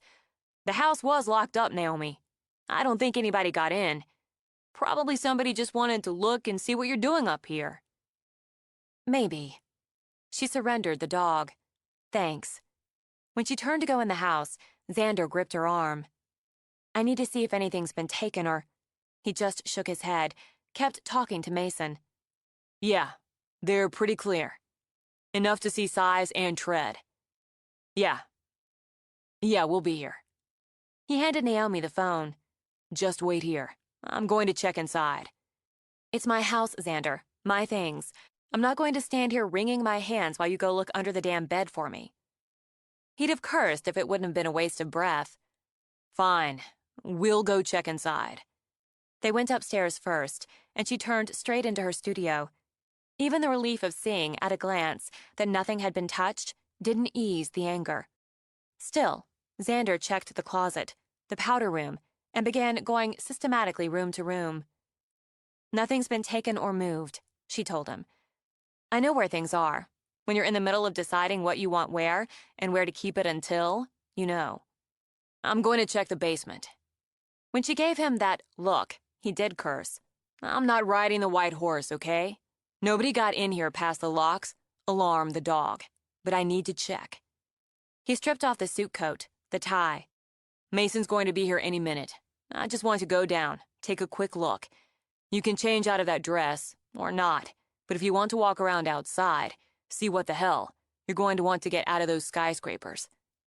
She stepped out of the classic black pumps. I'm out, but you're right. No one got in here, and I appreciate your being thorough in checking the basement. I'll change. Good. He hesitated. You know, Lilo's not as stupid as he looks. He doesn't look stupid. And yes, he's going to start putting things together when the police and the FBI come out here because somebody walked across the fresh dirt that's my lawn. She drew a breath. You can tell him. Tell him what? Whatever you think he should know. I'm going to tell Jenny and Kevin. I'm going to tell them all of it. Good. He took her face in a firm grip. You crossed that border, Naomi, because you wanted to. This is part of being on the other side. I won't be long. Alone, she changed into knee-length jeans, a t-shirt. She still intended to plant. God damn it, she'd plant her new containers. Maybe she was afraid. She wasn't stupid either. But over that fear ran a strong, hard line of anger, and that she'd hold on to. She went out on the deck, saw Lilo and the dog playing throw it, fetch it, and stood, just for a moment, looking out at the blue and the green she'd made her own. She didn't have to tell herself she'd do whatever she had to do to keep it. She already knew. 28. She didn't know the other agents in their dark suits and sunglasses, but she doubted they were much different from the ones who had swarmed over the house, the woods in West Virginia, 17 years before. She hadn't stood with them, as she did now, but had watched the news reports in the safe house when her mother slept. Now she wasn't a child. Now it was her house, her ground. So she brought out cold drinks and started a jug of sun tea on the deck because it reminded her of summers in New York and how Harry had added mint from his kitchen garden. She didn't interfere, didn't ask questions, yet, but she was present. If somehow he watched, through a long lens, through field glasses, he would see that she was present. Sam Winston stepped over to her, adjusted his ball cap. "I'm sorry about this, Naomi. The fact is, somebody could have taken advantage of the house being empty, just to satisfy curiosity. Point Bluff's got a lot of people curious." "But you don't think that." He inhaled through his nose. "I think we're going to take every precaution and turn over every stone. The FBI has people who can study those footprints, give us a sense of height, of weight, give us the shoe size, even the make. If this is who we're looking for, he made a mistake." Yes, he did. Maybe not the same mistake the chief meant, Naomi thought. He made one by coming into what was hers. He'd made one by helping her pump that anger over the fear. She went over to Lilo's truck. They'd be sending him away, as they had the others who'd come to work. She'd get the plants, at least take them around to the containers. When she found none, she decided Lilo had taken them around for her already. With the dog again on a leash, to keep him from rolling over the evidence, she took him around the far side of the house with her, and onto the deck. Tears swam when she saw the flats and pots lined up on the deck, and her own garden gloves, spade, and rake beside them. "He's a sweet man," she told the dog. "Remind me to stock some Mountain Dew. That's our Lilo's drink." Though Tag objected, she tied the leash to a picket. "You need to stay with me. Let them do what they have to do around front." To soften the insult, she got him a bowl of water, a biscuit. Then she crouched, rubbing the spot between his ears that made his eyes roll back in bliss. "Was it you? Did you chase him off? Big fierce dog? Did some good fairy put you on the side of the road that day for me?" She laid her head on his. "Did you scare him as much as he scared you? Well, we're not going to let him scare us. We're going to take a bite out of him, you and me, if he tries it again." She pressed her lips to his muzzle, looked into his wonderful eyes. She'd fallen in love with a dog, just as she'd fallen in love with Xander, against her better judgment. "There doesn't seem to be a thing I can do about it." She rose, then walked to her pretty new containers to plant. Xander found her tamping the dirt around a tomato plant while the dog stretched out full length in the sun, half snoozing. "They're pretty much done out there, and said there's no reason the landscapers couldn't get back to it tomorrow. Kevin's crew, too." "That's good. That's fine." She picked up a pepper plant. "Do you know why I'm doing this?" "It looks obvious, but tell me." "Besides the obvious, I'm planting these herbs and vegetables. I'm going to water them, watch them grow, watch the vegetables flower, and watch the tomatoes and peppers form. I'll harvest them and eat them. And it all starts with what I'm doing right here. It's a statement. I need to do some research, but I think you can plant things like kale and cabbage in the fall." "Why would you?" "I can make some very good and interesting dishes with kale and cabbage." "You're going to have to prove that to me." She kept planting while he went in, came out, and stood watching her. "He ran away," Xander began, and she nodded. "Yeah, I saw that." "Saw what?" "The footprints. You don't have to be an expert to conclude, or at least speculate. The ones going toward the house, toward the side, are different from the ones leading away. Leading away, they're farther apart, and with a kind of skid, moving fast, even running. I bet he strolled around the back here. Son of a bitch. Cocky, confident. I don't know if he'd intended to break in or just look, but he wasn't feeling cocky and confident when he left. The dog scared him. Tag thumped his tail at her quick glance. I think he came around here, and would have gone in if the door hadn't been locked, or maybe planned to get in anyway, but the dog scared him off, defending his territory, defending what's ours. You ought to know that the scenario you just outlined is the one those trained feds and cops outlined a few minutes ago. It's how they see it. Well, aren't I fucking clever? He arched an eyebrow. I think so. I'm so pissed off. I should probably level that out before I plant any more. I don't think you should plant living things when you're so incredibly pissed off. You'll probably end up with bitter tomatoes. She yanked off her gloves, tossed them down. He used her again, Xander. He used Donna, used the fact that everyone who's usually here would be at her funeral. That makes me sick inside. Then think of this instead. That stray. That dog who wandered from place to place as much as you used to. Stuck. Like you stuck. And scared the bastard off. He didn't leave here strolling, Naomi, just like you said. He left with his heart knocking and his knees shaking. Damn right he did. Damn right, she repeated, and strode up and down the deck. If he tries it again, he won't get to leave, heart knocking, because he's going down bloody. If he thinks I'm an easy mark, that he can come for me whenever he damn well pleases, he miscalculated.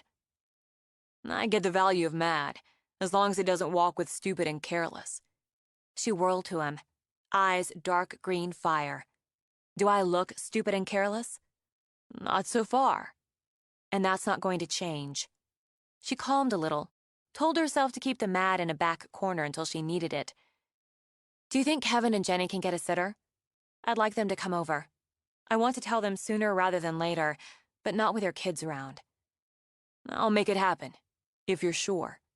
I am. What time? Whatever works for them will work for me.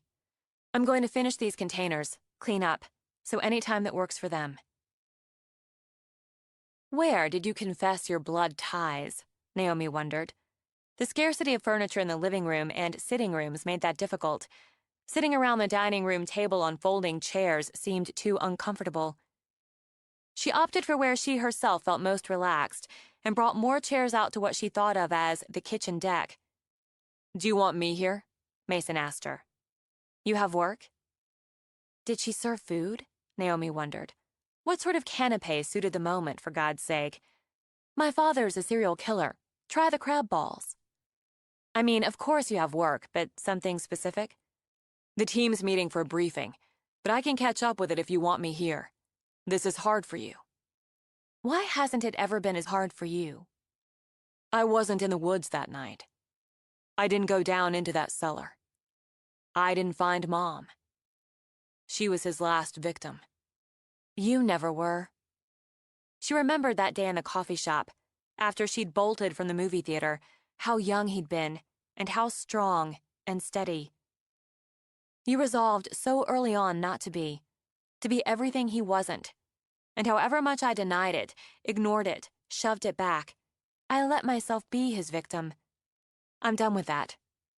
Go to the briefing. Find a way to end this, Mason. She put a tray together. Cheese, flatbread crackers, olives. It kept her busy until Xander got back from a roadside call and Mason left. Do you know how many people don't pay attention to, or just don't believe the fuel gauge? How many? More than you think. So they end up paying more than double what the gas would have cost in the first place. So they bitch about that. Like you should make the service call as a freaking favor. Are these any good? Look at him, she thought, heading toward Scruffy again. Annoyed with some stranger who'd neglected to get gas, unsure what to make of sesame and rosemary flatbread, idly scratching the dog's head as he decided whether to risk the fancy. You brought me lilacs. He looked over, frown deepening. Yeah, Was I supposed to do that again? Sometime. But you brought me lilacs in an old blue pitcher. That was when. When what? Not really listening, she thought. She'd grown up with a brother. She knew when a male wasn't really listening. All the better. You told me when, and I'm telling you. Okay. Stolen lilacs in an old blue vase. It wasn't that big a deal. You're wrong. It was a very big deal. The biggest of my life because that's when, Xander, I knew I was in love with you. I didn't know what to do about it, she said, oh, he was paying attention now. His gaze snapped to hers, hot, blue, and intense. I've never felt what I feel for you before. Never believed I could feel it. So I didn't know what to do about it. I have a better idea now. What's the better idea? To be glad you're in love with me, too. To be grateful, really grateful, it happened now, after I'd already realized it was time to stop running. Or at least try to. To be happy it happened here, where we both want to be. And to hope. To be brave enough to hope you'll want to stay with me here. Lilacs. Lilacs. Lilo needs to work one into his design. It's going out back, so we can see it from the deck. I told him I wanted to plant it myself. We'll plant it. Her throat closed, her eyes brimmed. We'll plant it. He stepped to her, caught her face in his hands. I'm moving in. You're going to have to make room. The first tear spilled over. There's plenty of room. You say that now. He kissed the tear away, then the second, as it trailed down her other cheek. Wait until I tell Kevin to build a garage. A garage. A guy's got to have a garage. He pressed his lips to hers. 3-car garage. North side of the house. Put a side door on the laundry room. You've given this some thought. I was just waiting for you to get used to it. I love you, Naomi. She lifted her hands to his wrists, squeezed hard. You do. I know you do. Thank God you do. I love you so much we're going to build a garage. Wait, a 3-car. It was as far as she got before his mouth took hers, before the kiss swept her up, swept her away. Then, to the delight of the dog, he lifted her off her feet, spun her around. You're what was missing, he told her. Not anymore. You told me you made me happy, and you do, but it's more than that. You helped me understand I deserve to be. 1,000 hours of therapy never got me all the way there. She sighed, drew back. I'm still screwed up, Xander. Who isn't? The dog let out a yip, then raced toward the front of the house. Early warning system says Kevin and Jenny are here. She drew a breath. All right. It's going to be okay. Have some faith. I'm going to borrow some of yours. My supply tends to run low. Try regular fill-ups. I'll let them in. She took the tray out, set it on the folding table, went back for glasses, plates, napkins, heard Jenny's laughter. As she opened a bottle of wine, Jenny came in. Great timing! Oh, Naomi, every time I get out here, there's more done. It must be crazy living in the middle of it, but it's amazing to see it off and on. I'm glad you could come. I know it was last minute. Worked out great. We had my parents over for dinner, and they took the kids back with them for a sleepover. Fun for all. She moved in for a hug. I'm sorry you've had trouble. Kevin told me somebody was poking around here while we were at Donna's funeral. I'm sure it was just some kids trying to get a look in the house. I think it was something else. That's part of what I wanted to talk to you about. All right. You're really upset. I shouldn't make light of it. I thought we'd sit outside. Perfect. Oh, look at these planters. Lilo built them? They're wonderful. You're really making this deck a wonderful outdoor living space. Kevin, look at these containers. Nice, he said, as he came out with Xander. How are you doing? He asked Naomi. I've had better days. Then again, she looked at Xander.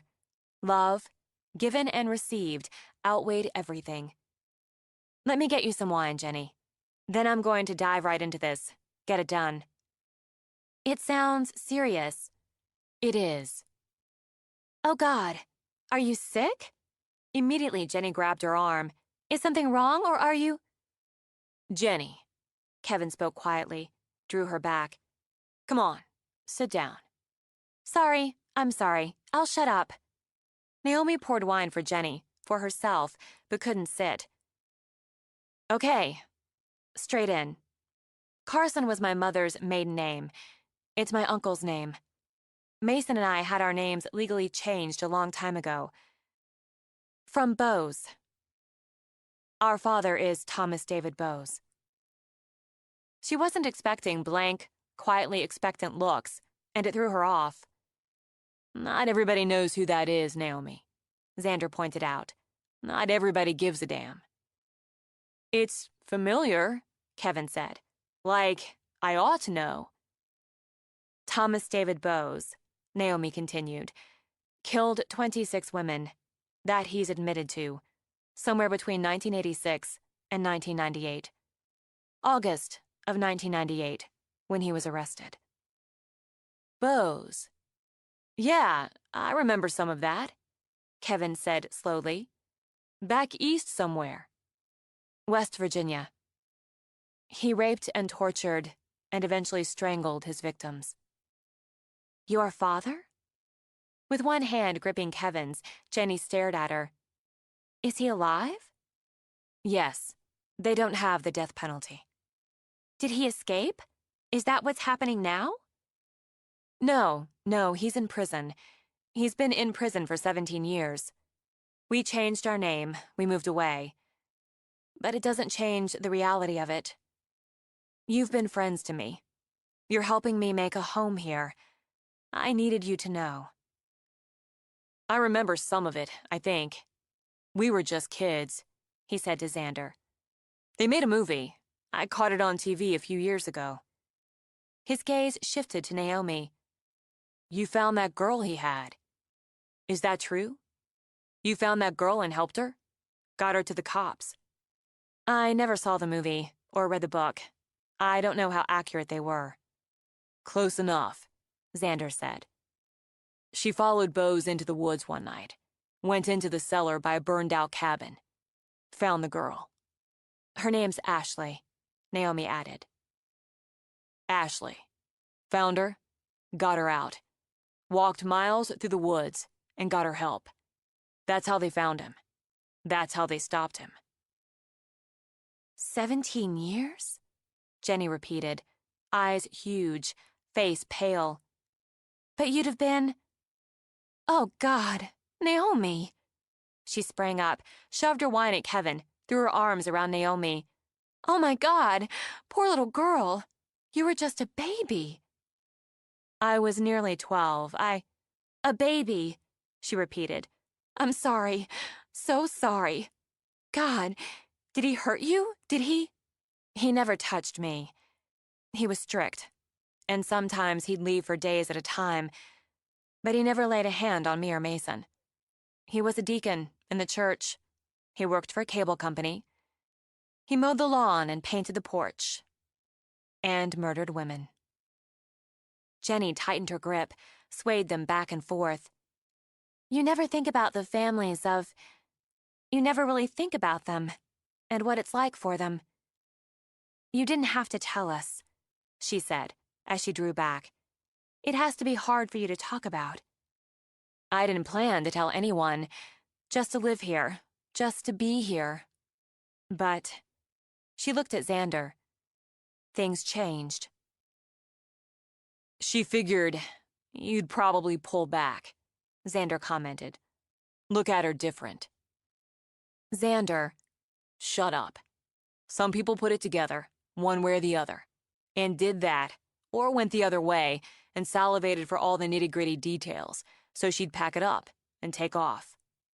Some people aren't worth spit. Is that what you thought of us? Jenny demanded. That's insulting. You should apologize. I'm sorry? Accepted, Kevin? Accepted? He half smiled at his beer. Yeah.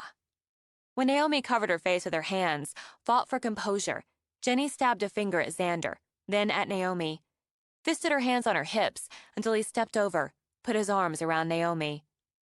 Cut it out. Oh, give her a minute, Jenny snapped. Where's my wine?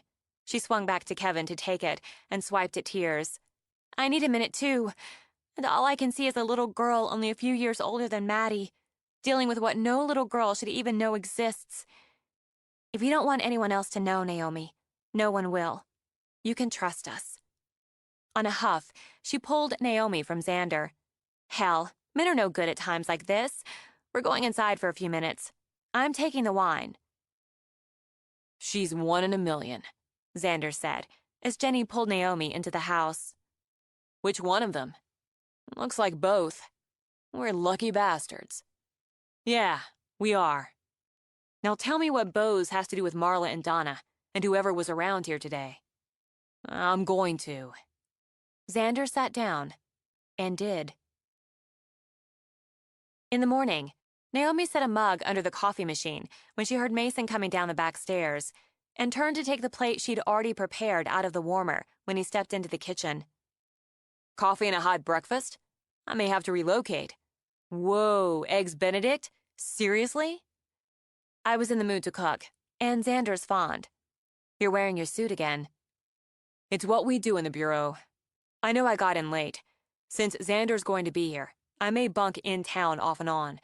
More on than off, probably, until we finish this. Thanks. He took the coffee, drank. But I'm not going to get Eggs Benedict and coffee this good at the diner. Will you finish it, Mason? He looked at her, those clear brown eyes, like their father's. Nothing like their father's. I won't stop until it's finished. He wears a size 10 Wolverine Sentinel, somewhere on the treads, so he's had them a while. You found that already, from a boot print. It's what we do in the Bureau, he said again. We figure him for between 160 and 165, between 5'10 and 6 feet, going by shoe size, depth of print, stride. He's white. He's most likely around 30. That's a hell of a lot more than we had a few days ago. Now we just have to figure out who I know who's average height and weight, about my age, and wants to kill me. She held up a hand before Mason could speak. I'm not being sarcastic. It's something I'm racking my brain over. You may not know him, or not realize you do, but he knows Bose. I'm going to be going over all the visits and correspondence today, starting that. Then I'm going to go see him. You're going to West Virginia. It's unlikely anyone's obsessed with Bo's daughter, has been killing in a way that mimics Bo's, and hasn't had contact with him. She braced herself. Should I go? It may come to that, Naomi. But no. Let me make the first pass. If we get to the point that we believe you talking to him could help, can you do it? It's something I've thought about, asked myself. Yes, I can go back. I can see him. I can do that to save myself, and any other women this pseudo-Bose might target. Mason, it hasn't been fear of Bose, or not primarily that, keeping me from going back. It's been the need to deny it. Maybe I had to keep denying it, in my way, until I could accept fully. I let it define me in too many ways. I'm not going to let it define me anymore. I told Jenny and Kevin last night, and it's okay. It's a hell of a good step toward defining yourself. You made the first one buying the house. You shifted your lines then, Naomi. You've kept shifting them, and making your own. You did what you needed to do until you could. Xander loves me. I noticed. You would. I'm adjusting to having a man who loves me, and enough to wait until I'm ready to shift the lines. Last night I was able to tell him I loved him. As desperately as I wanted normal, I never believed I'd have someone who knew everything about me and loved me. Someone who could get past the blocks so I could love him. It feels miraculous. He's who I'd pick for you, if I had a vote. Even though you don't, it means a lot. He's moving in. Not just staying here, but moving in. God. With a hand pressed to her heart, she blew out a breath. It's huge for me. How do you feel about it? A shrink question as much as her brother's, she thought. But even that was okay. Nervous. Not scared, just nervous. And happy. And baffled, as apparently we're now building a 3-car garage. The uncles are going to go nuts. I know it. I'm going to wait until they meet him. They should meet him first. Probably. Mason, get this finished before they come. Get this finished. I'm working on it. 29. Within a day, Xander moved everything he wanted into the house on the bluff. The books presented the biggest challenge. The library wouldn't hold all of them. I never imagined this house would be too small for anything.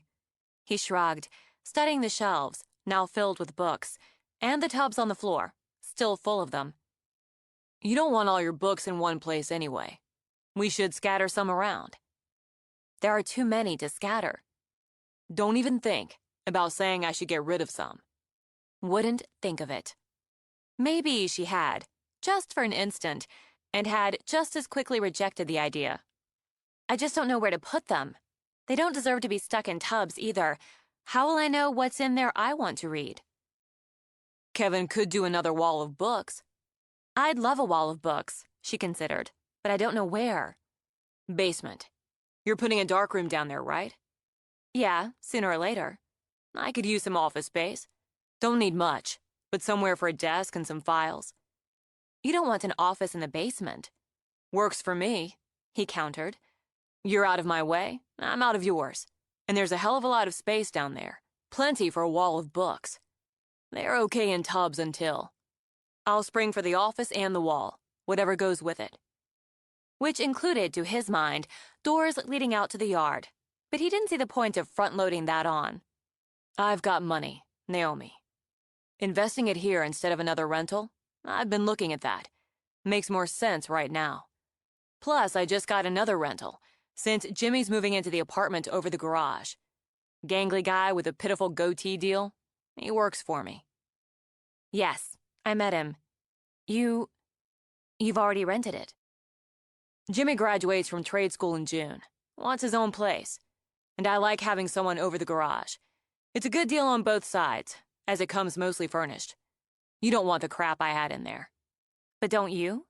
I want the books. They're non-negotiable, he said, idly picking up a worn paperback copy of The Illustrated Man. Did you ever read this? I saw the movie. Not the same. He pushed it into her hand. It's good. Anyway, unless you've got other plans or want to think about it, I can get Kevin thinking about office space and a wall of books. Other than the darkroom, I didn't and don't have any plans for the basement. Good. We'll get on that. Worrying about what you've gotten yourself into? He asked her. No, more wondering why I'm not. And I guess since I have some actual furniture coming tomorrow, we could scatter some books, or at least consider their final location.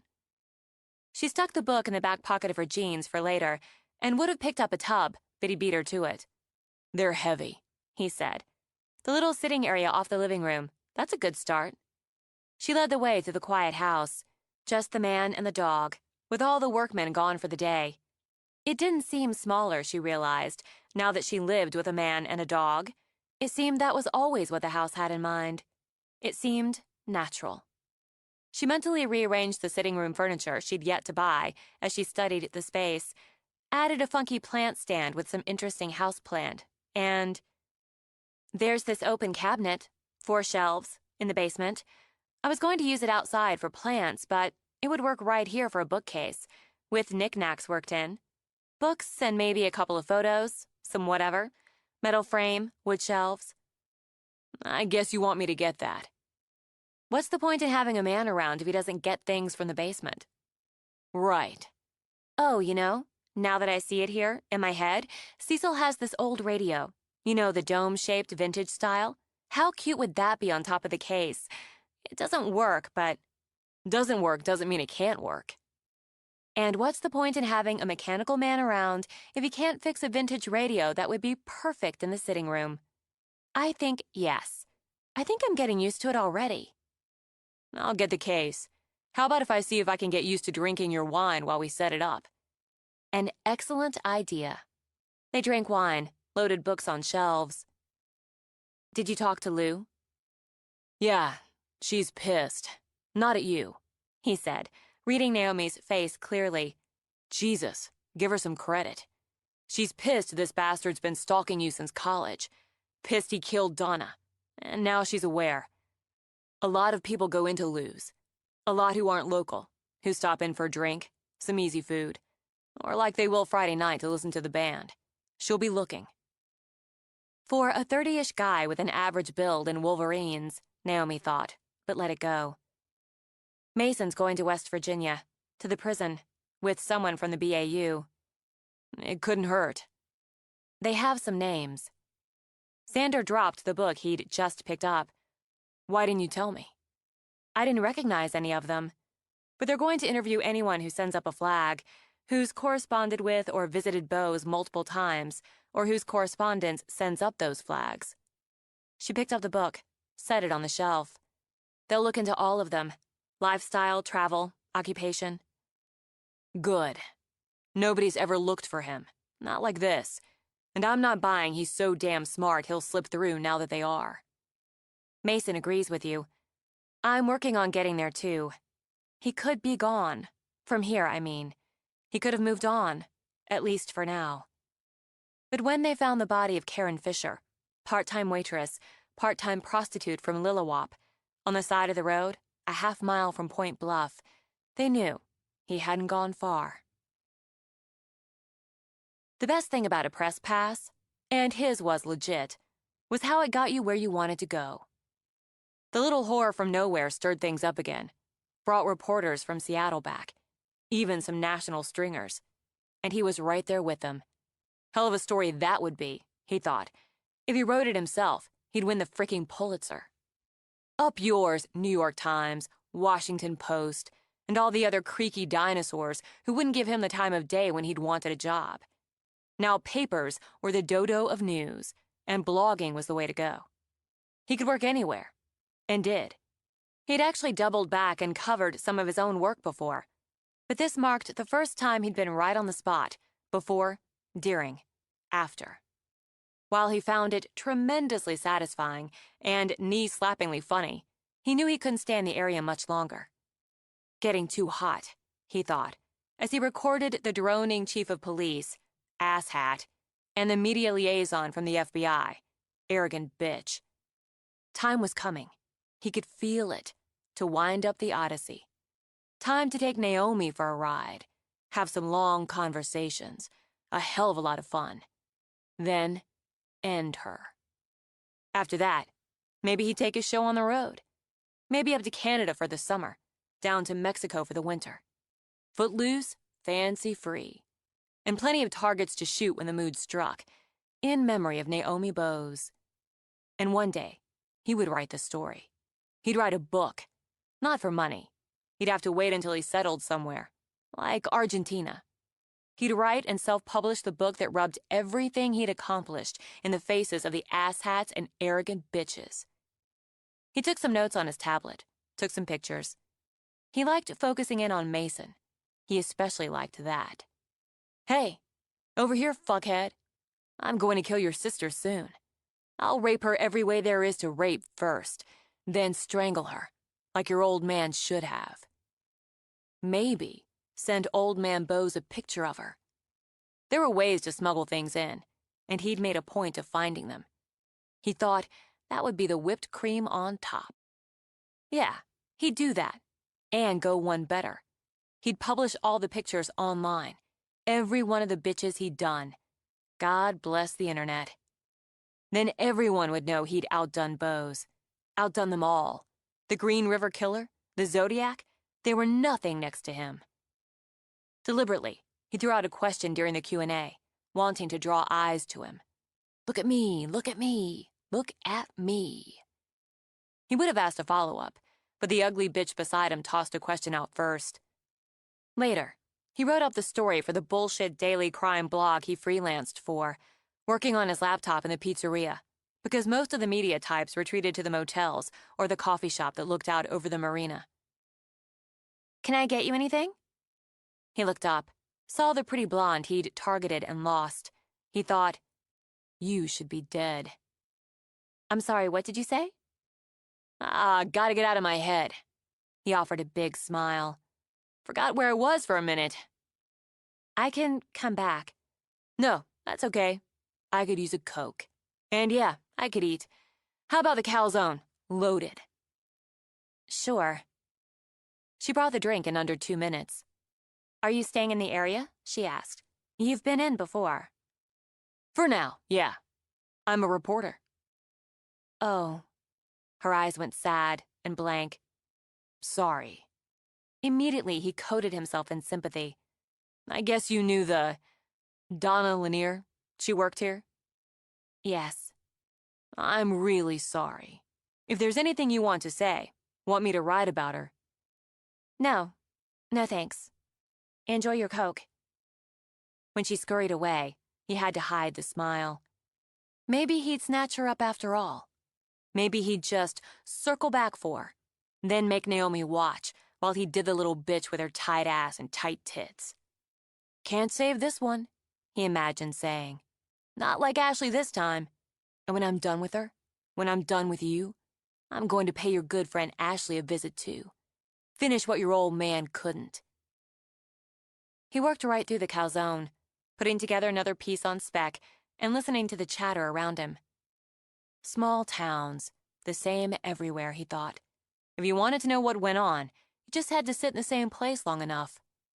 He learned the mechanic was moving in with a photographer into the big house on Point Bluff. He learned people were scared, and some of them impatient with the police. Why hadn't they caught him? They asked. Because he's smarter, better, more than they are, he wanted to answer. He learned that some people speculated the killer lived in the national forest, like a survivalist, and thought, no, he's sitting right here, asshole. He heard that Naomi's new fuck buddy was playing at the bar on Friday night. So he began to make his plans. Lucas Spinner. Mason tapped the photo on the kitchen counter again. "You're sure? No bells?" Not even a muffled gong. But she studied the face. Young, a lot of disheveled brown hair, a beard that needed shaping. "Why do you keep coming back to him?" "He had press credentials, a small paper in Ohio. Visited Bose 6 times between July 2003 and August 2004.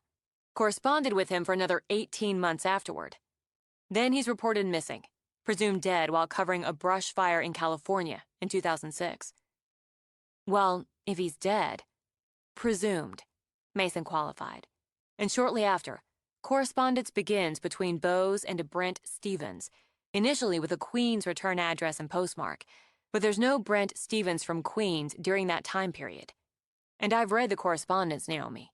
I'd swear the same person wrote Stevens's and Spinner's letters.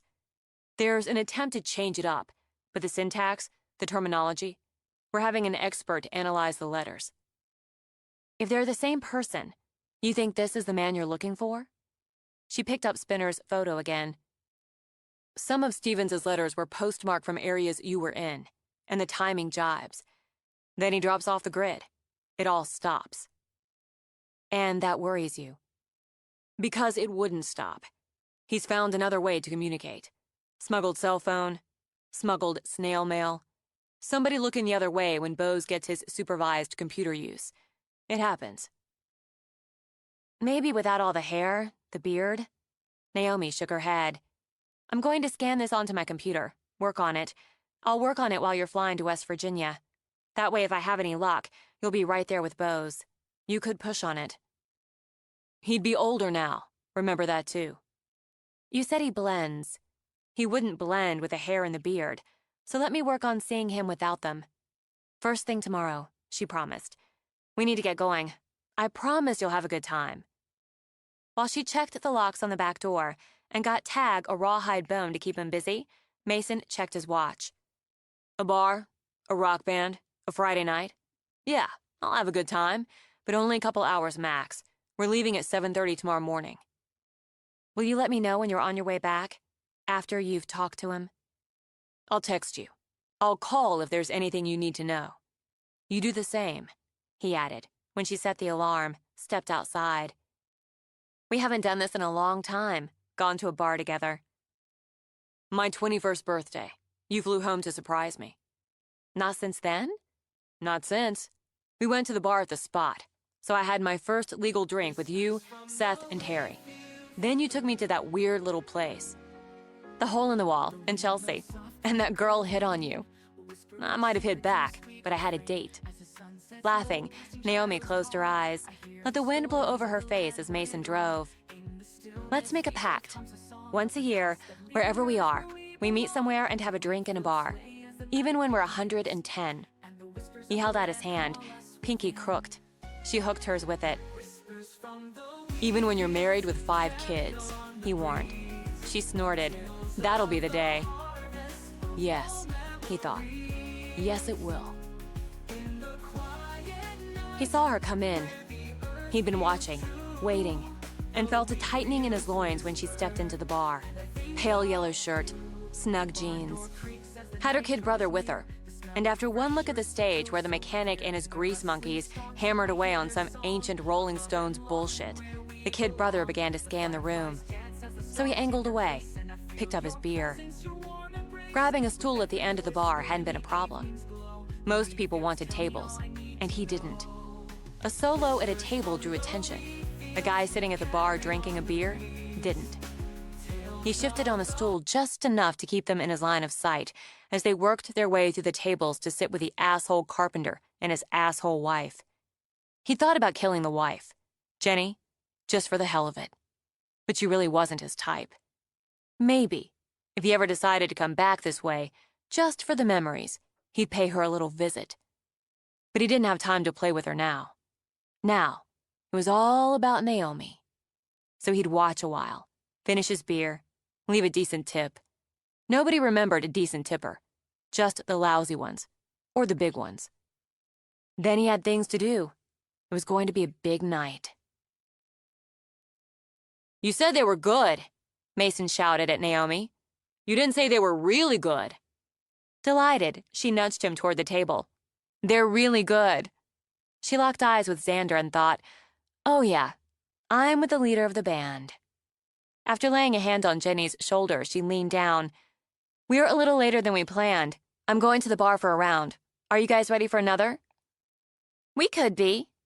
She gave the shoulder a squeeze, started toward the bar.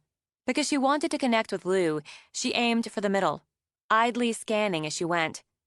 She saw a man at the far end, bill of a ball cap pulled low, head down toward the nearly empty beer glass in front of him, and felt him watching her.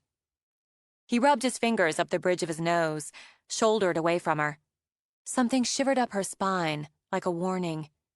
Despite it, or maybe because of it, she changed directions, started toward the other end of the bar. Hey, Naomi!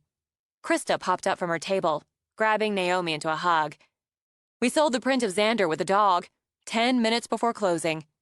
That's great. We need more. I'll get you more. Can we have a sit-down next week, talk about it? Sure, email me. We'll set it up. She broke away in time to see the man in the cap walking casually toward the exit.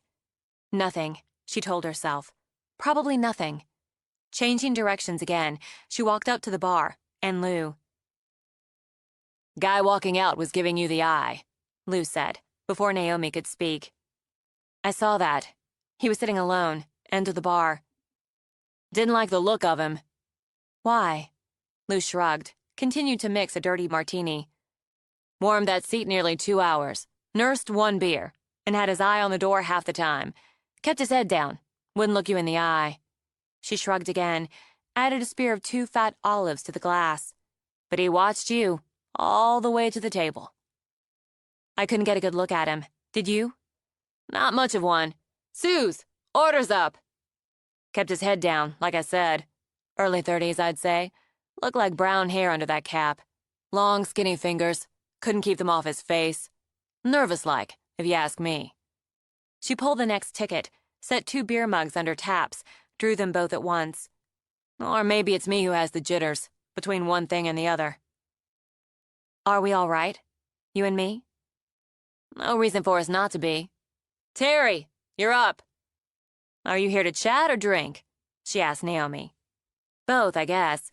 Around for the table. Kevin's beer, Jenny's wine, and I'll have the same. A Corona with lime for my brother. I'm so sorry, Lou. There's nothing to be sorry about. If you want to talk, we'll talk when I don't have to yell back at you. My boy up there loves you. Anything else is just noise. I'm really going to try not to screw it up. On a bark of laughter, Lou set the 2 glasses of wine on a tray. Aren't you the positive thinker? That's pretty positive for me. She carried the tray to the table, served the drinks. Suze breezed by, grabbed the tray, kept breezing. Jenny says they've got a CD. Mason hefted his bottle. I'm going to buy it. You know, the uncles are going to love this. He drank some beer, sighed. Thought you'd never get back with this. They're busy, and I was talking with Lou. There was this guy. Immediately, Mason set down his beer. What guy? Just a guy at the bar. We both felt he was watching me. Where? He left. Did you get a good look at him? No, Mason. Did she? Not really. He got up, left his beer, and headed toward the bar. Hey, I was going to talk him into dancing with me. He'll be back, and he can dance. Wishing she'd said nothing, Naomi picked up her wine. When Mason came back, he leaned in close and spoke directly in her ear.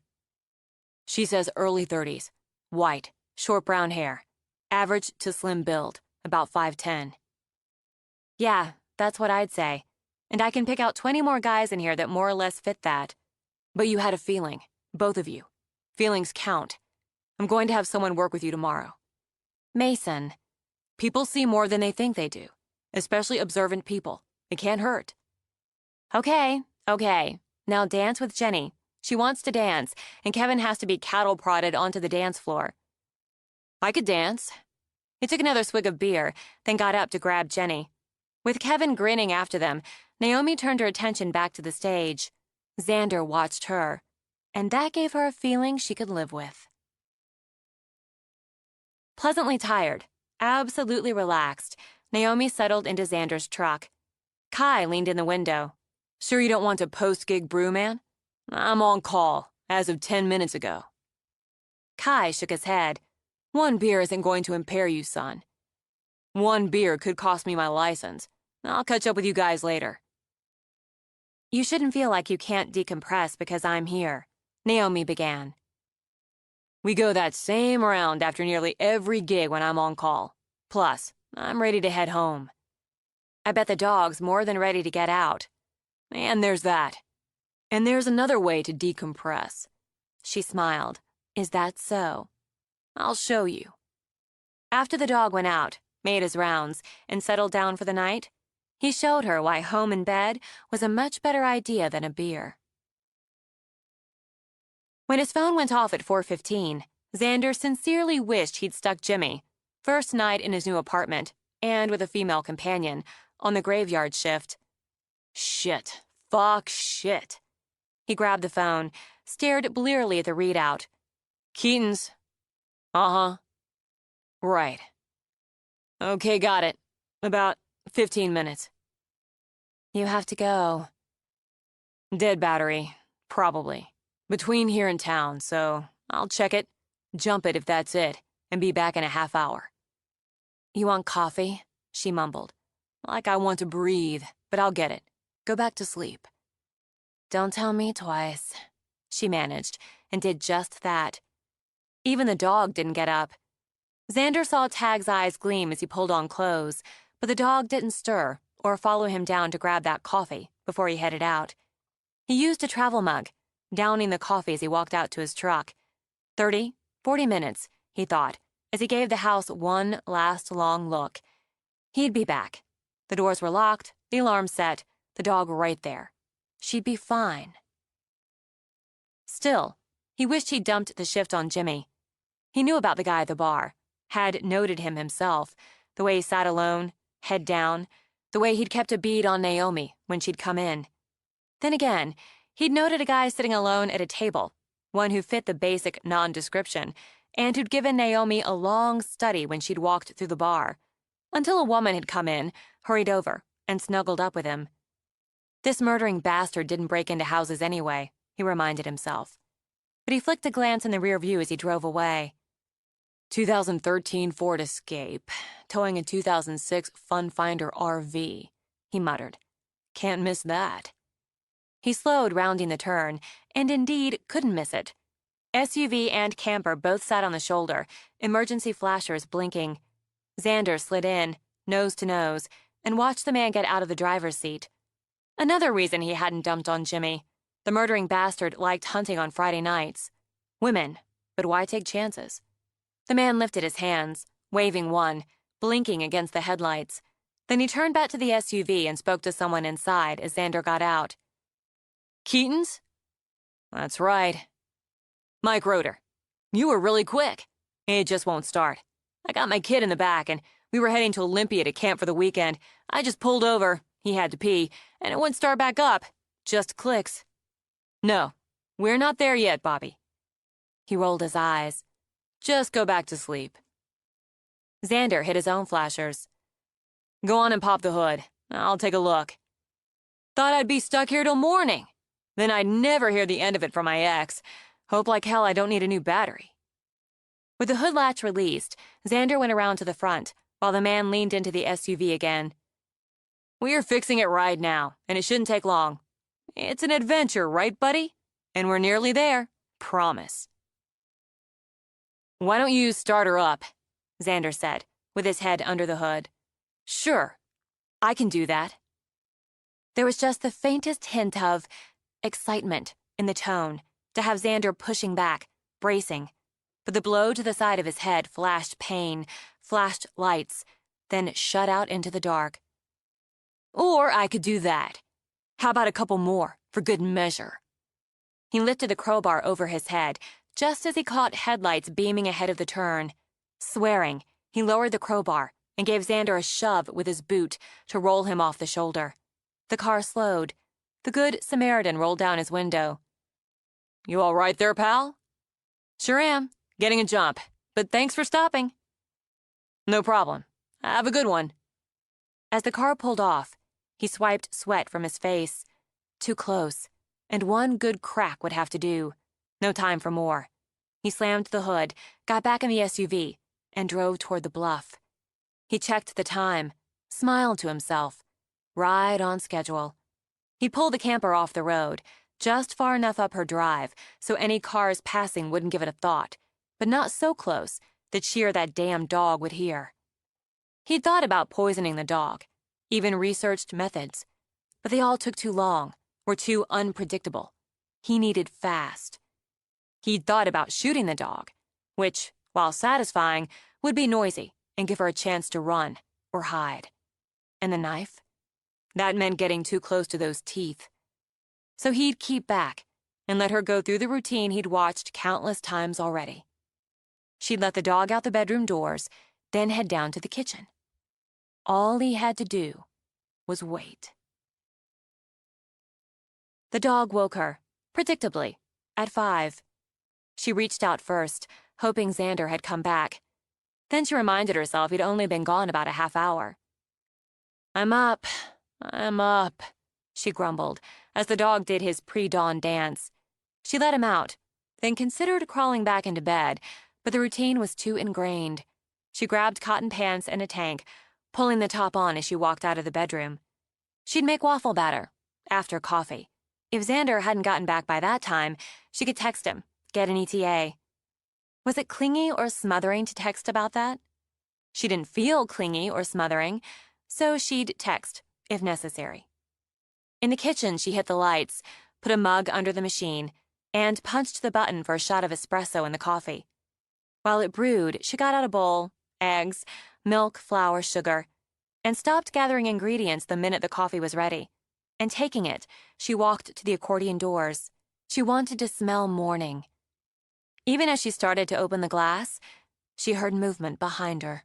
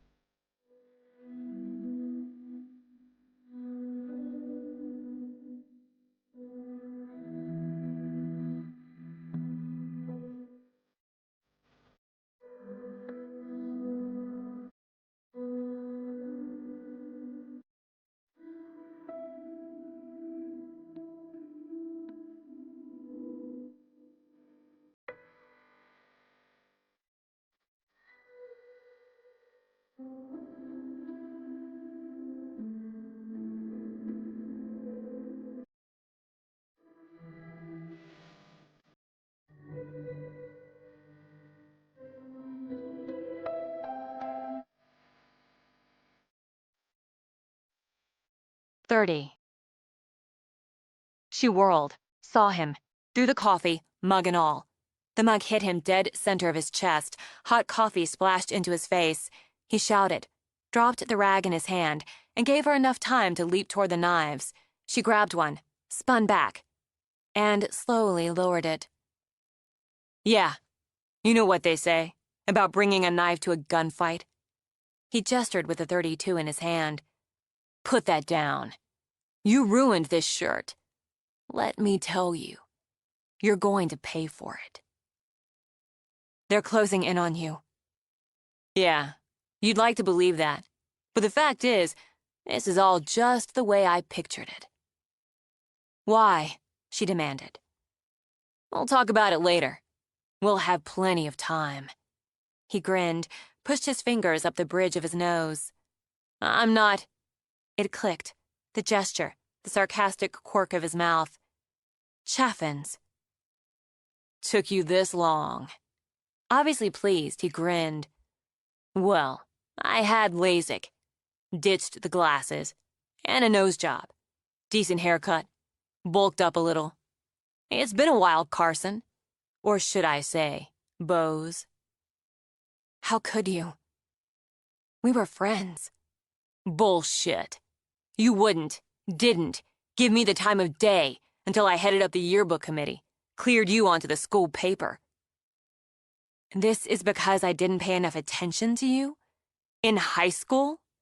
Please, like I carried a torch. I've had plenty of women. Girls. Old ladies. He bared his teeth in a smile. All of that. I figured out who you were. I figured it out, and I made a deal with you. You lied, and you sent that fucking cop over to tell me to keep it zipped. How had she missed the madness in his eyes all those years ago? How could she have not seen what she saw now? I didn't make any deal. You fucking did! And you took my idea. You wrote the story yourself. It should have been my byline.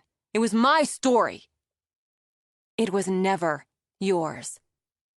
Because you're Thomas David Bowe's daughter. If he lowered the gun, just lowered it, she thought, she had a chance. She'd have to be fast, but she'd take the chance. It's always been about my father. Maybe. Maybe he kicked it off because I knew, way back, I'd put your father in the shade. It's more about your mother. My mother. I said we'll talk later. Get moving. My mother? He didn't want to shoot her. Didn't want to kill her fast. So she planted her feet, took a stand. You tell me what my mother has to do with any of it. Fine. I'll give you another minute. But give me any trouble, I'll shoot you in the knee. It won't kill you, but it'll hurt like hell. My mother, she said again, and checked the time on the oven clock behind him, and thought, Xander. Where was Xander? Your mother? Other than birds, some stray cats I killed, she was the first dead body I'd ever seen. Man, it was a revelation. She was cold, and her eyes, man, her eyes, I got such a boner. He laughed at the look of disgust on her face. It's just wiring, Carson. I was born for this, just like your old man. I've studied up on it, researched it. I bet your kid brother and I could have a hell of a conversation about it. You stay away from him. He doesn't interest me. It's always been you. I knew when we were on the floor with your mother's cold, dead body, I'd do you one day. Then I figured out who you were, and that made it so fucking sweet. Now move, or I'll kneecap you. Maybe I will anyway. I've never started out that way before. He jerked back when the dog charged the door like a bull. The wild barks and Chaffin's shouts exploded in the air. When he swung the gun toward the door, Naomi threw up her hands. Don't. I'll go with you. I'll go. She positioned herself in front of the door, hands up. There was still time, still a chance, she thought desperately. Xander would come back. She could get close enough to try to fight, to get the gun away. Or far enough away to run. Out the front, and fast, or I swear to God. Tag shoved the opening wider, gathered himself, and leaped. As the gun swung back, Naomi threw herself over the dog. The shock of pain dissolved her legs. She heard the dog's sharp yip as fire burned in her side, as the room spun, as she fell, the dog beneath her. Bitch! Stupid bitch! Stupid bitch! She saw his face swimming over her, the mad fury in his eyes. This is the way you want it? You want a bullet in the brain? Maybe that's how it was always supposed to be. She stared at the gun, mildly puzzled. Why did it look so small, like it was 100 miles away? Then it was gone. She heard shouting, thought something crashed, but it was all, again, so far away. Nothing really to do with her. Not when she was floating away. Look at me. Damn it, Naomi, open your eyes. You fucking stay with me. Pain seared back, like a brand in her side. She cried out against it, her eyes wheeling open. I got your attention. I'm sorry. I'm sorry. I have to keep pressure on it. Xander fixed his mouth on hers. I have to hurt you. I'm sorry. Xander? She lifted a hand that didn't feel like her own, touched his temple. You're bleeding. You're bleeding a lot. Yeah, you too. Help's coming. You just look at me. You talk to me. Were you in an accident? No. You're going to be okay. Everything's going to be okay. I can't. Memory flooded back, washing through the pain. Tag. The dog. The dog. Stay down. Stay still. He's okay. He's going to be okay, too. Hear that? Hear the sirens? Help's coming. He was in the house. He was going to shoot the dog. I couldn't let him shoot the dog. The gun. He has a gun. Not anymore. Don't worry about him. Broke his nose for you. Xander murmured, laying his brow to hers. I was going to fight, going to try, but the dog, he came to save me. I need to close my eyes. No, you don't. You need to look at me. You need to stay awake. Back here, he shouted. Hurry, for Christ's sake. I can't stop the bleeding. High school nerd. What? Chaffins. Anson Chaffins. Tell Mason, she said, and slid away. She went in and out in the ambulance, caught snippets of words, mixed voices. She felt Xander's hand clutching hers, and once turned her head and swore she saw the dog on a gurney beside hers. Anson Chaffins, she said again. Got it. They got it. They got him. Just take it easy.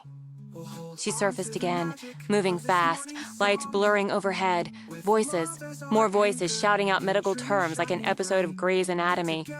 She heard, I'm going to give you something for the pain, and said, oh yes, yes, please. Furious they'd blocked him from going with Naomi, Xander argued with a burly nurse who stood in his way. If she'd been a man, he'd have decked her. He considered doing it anyway. You need to get that dog out of here, and you need that head wound examined. The dog's hurt. He's been shot, for God's sake. I'll give you the number for an emergency veterinary clinic, but you have to... You're going to take care of this dog. That's exactly right. Mason, face set, strode up, his ID held out. The bullet is evidence and needs to be removed. The dog is a material witness and needs to be treated immediately. He's a fucking hero. That's right. I suggest you get a doctor. Get this dog prepped for surgery, or I swear, I'll arrest you for obstructing a federal investigation. They wouldn't let him in with Naomi, but loosened up enough to let him sit with the dog while they removed the bullet, treated the wound, and while they cleaned his own wound, stitched up his scalp. He's going to be fine. The surgeon who'd volunteered for the procedure neatly closed Tag's wound. It's going to be sore, and he'll limp for a few days. I've given him some antibiotics, and I'll write up a report for your vet. She should do a follow-up. Thanks. He'll sleep another hour, I'd say. He looks like a good dog. He's a damn good dog. Please, God, somebody find out about Naomi. Naomi Carson. Just shit. I need you to hold still. The intern doing the scalp stitching looked at the surgeon. She's doing a good job. Just give her a few more minutes. I'll check on Miss Carson. Before he could, Mason came in. How's it going? Both patients are doing well. One more cooperative than the other. Where is she? How is she? Fuck! Are you mining for gold in my scalp? They're working on her, but she's going to be fine. It was through and through. Through her, into Tag. Your evidence, Special Agent. Thanks. Mason took the dish with a spent bullet. She lost a lot of blood, And a bullet never does you a favor, but it didn't hit any organs, just the meat. They're going to want to keep her overnight. Probably want to do the same with you." Xander readied for battle if need be, because his mind was set. "I'm staying with her. So's the dog." "Already arranged. Are you up to giving me a statement?" "It can wait." "I'm okay. Just tell me, where's this Chaffins now?" "In a cell in Sunrise Cove, but officially in federal custody. He's been examined by a doctor, and his injuries treated. Among other things, you broke his nose, knocked out 3 of his teeth, cracked a couple ribs." "Did I?" Xander looked down at his hand, flexing his aching fingers, his raw and swollen knuckles. "Thanks. I know you love her, but I loved her first. So thanks for saving my sister's life." "No problem." Mason pulled up a stool. "Okay, tell me what happened." He ran it through. "I should have seen it coming. I did see it, but too late. I actually bought the little Bobby in the backseat bullshit. And when I came to, I knew he'd gone after her. I called you while I drove back, pulled in behind his damn camper, ran for the house. I heard the gunshot." He stopped, closed his eyes. "I heard the shot. I heard her scream. When I ran in, he was standing over her, ranting, had the gun pointed at her head. I pulled him off, beat him unconscious. She and the dog were lying there, bleeding. So much blood. I grabbed a couple of dish towels and put pressure on her side, like they always say you're supposed to. It hurt her. I hurt her." "He hurt her," Mason corrected.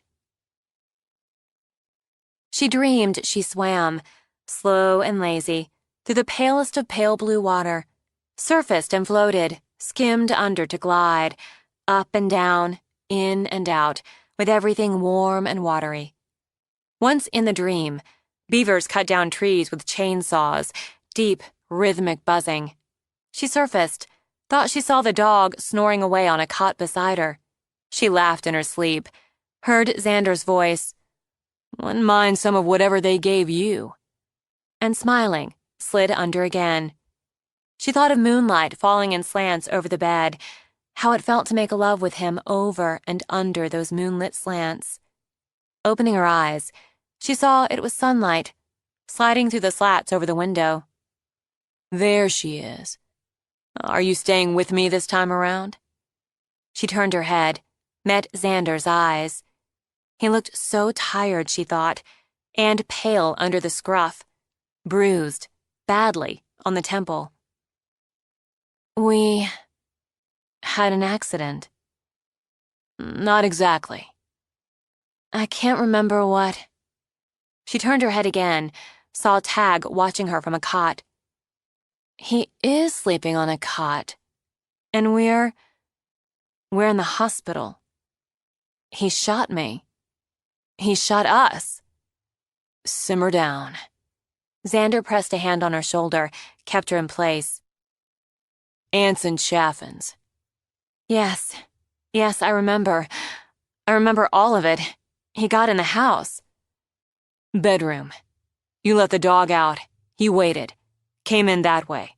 Caught you in the kitchen. Mason said you went to school with him." "Yes. He was a year ahead of me. I only got to know him for a few months. Yearbook committee, school newspaper. But he was with me when I found my mother. He told me. It was his revelation. He said it was wiring. He and my father, both born to be what they are. And seeing my mother's body opened things up for him, excited him. All this time." "Don't worry about it now." "How bad am I hurt?" "Don't sugarcoat it." "Well, baby, they did the best they could." And laughed when her mouth fell open. "That ought to cure some of that pessimism. You're fine. As fine as anybody who's been shot. Hit your left side, just above the waist, pinched right through, and straight into the dog's right hindquarters. He's fine, too. I'm saying right now, no cone of shame, not for him." No cone of shame. She reached out, stroked the dog. Not ever. He can have the pants of heroism. You jumped in front of the dog, didn't you? He was going to shoot the dog, and you jumped in front of him. Wouldn't you have done the same? Yeah. Shakier than he wanted to be, Xander blew out a breath. Yeah, probably. Idiots. How did you get hurt? Your head. You were covered with blood. Head wounds bleed a lot. He was the call. That's it. The breakdown. It was him. He could have killed you. He didn't. He could have. He didn't. Get used to it. He pulled her hand to his lips, held it there, rocked for a moment. I've still got to get used to him nearly killing you. But not. We're both right here. Jesus, Naomi. Jesus. I didn't know I could be that scared and live through it.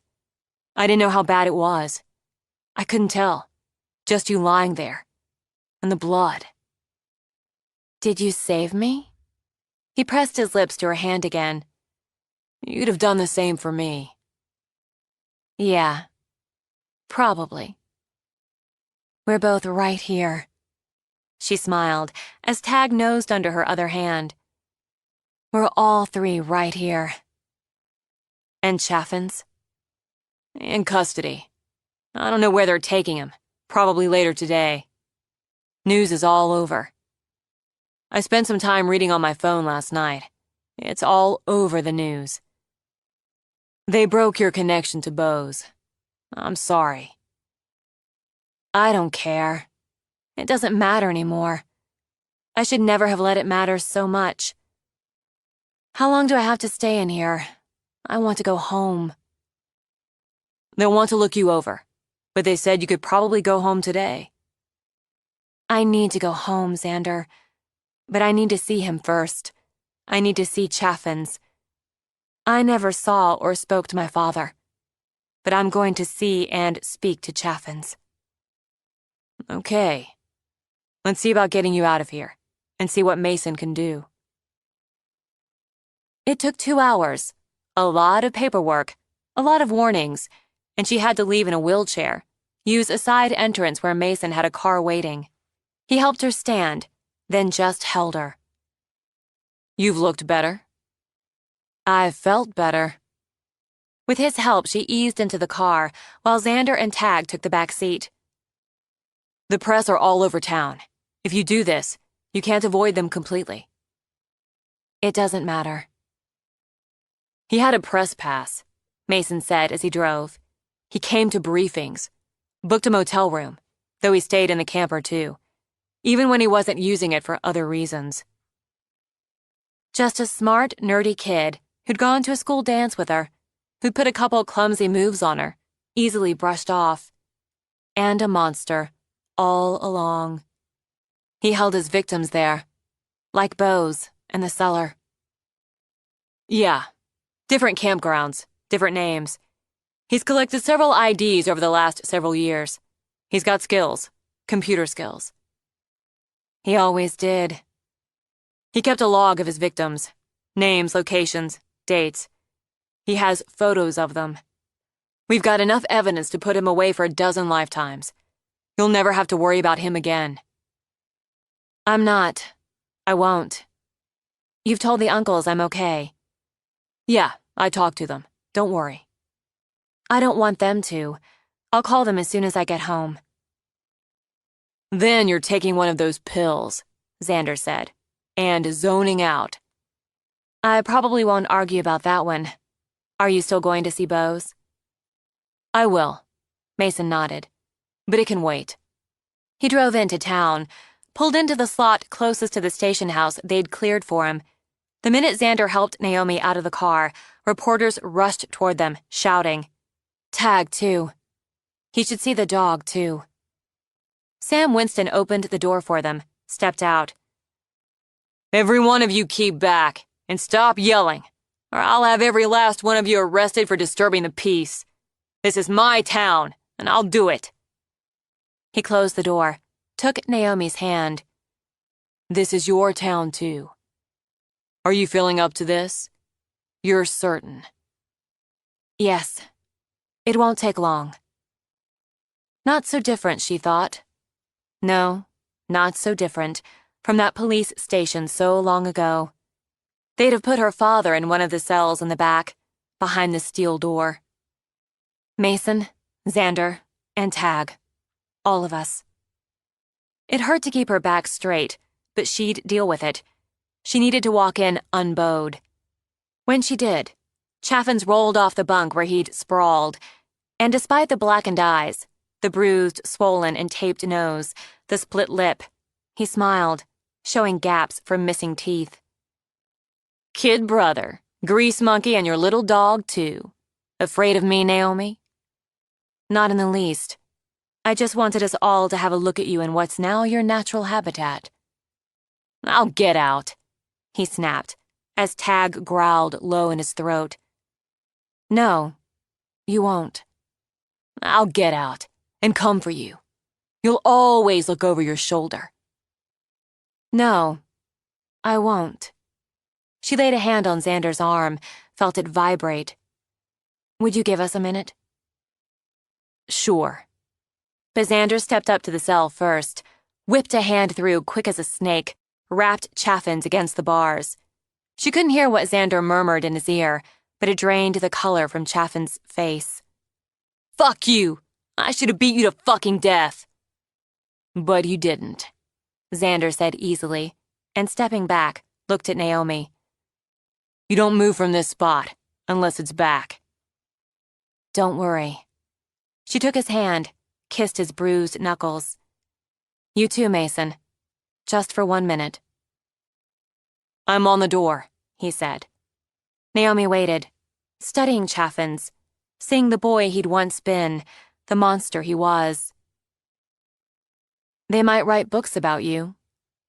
Damn right they will. Even make movies. You can have the sick glory your kind enjoys. I'm fine with that. But you and I, and everyone else, will know that when you came for me, you lost. You lost, Chaffins. I put my father in a cell, and he once meant something to me. Now I've put you in one, and you mean nothing. You got lucky. Next time. Dream about it. I hope you do. Every cold, dark night, dream about me. You'll dream about me. No. I'll forget you. Just like I forgot you years ago. I'm the daughter of a monster. Monsters don't scare me. Come on, Tag. Let's go get you a milk bone. Come back here. You come back here. I'm not finished with you. But I'm finished with you. She kept walking. Feel better? Xander asked her. Yes. Yes, I do. But oh God, I'll feel better once I get home and take that pill. She closed her eyes on the drive so she could focus on pushing through the pain. She had only to get home now, let everything go.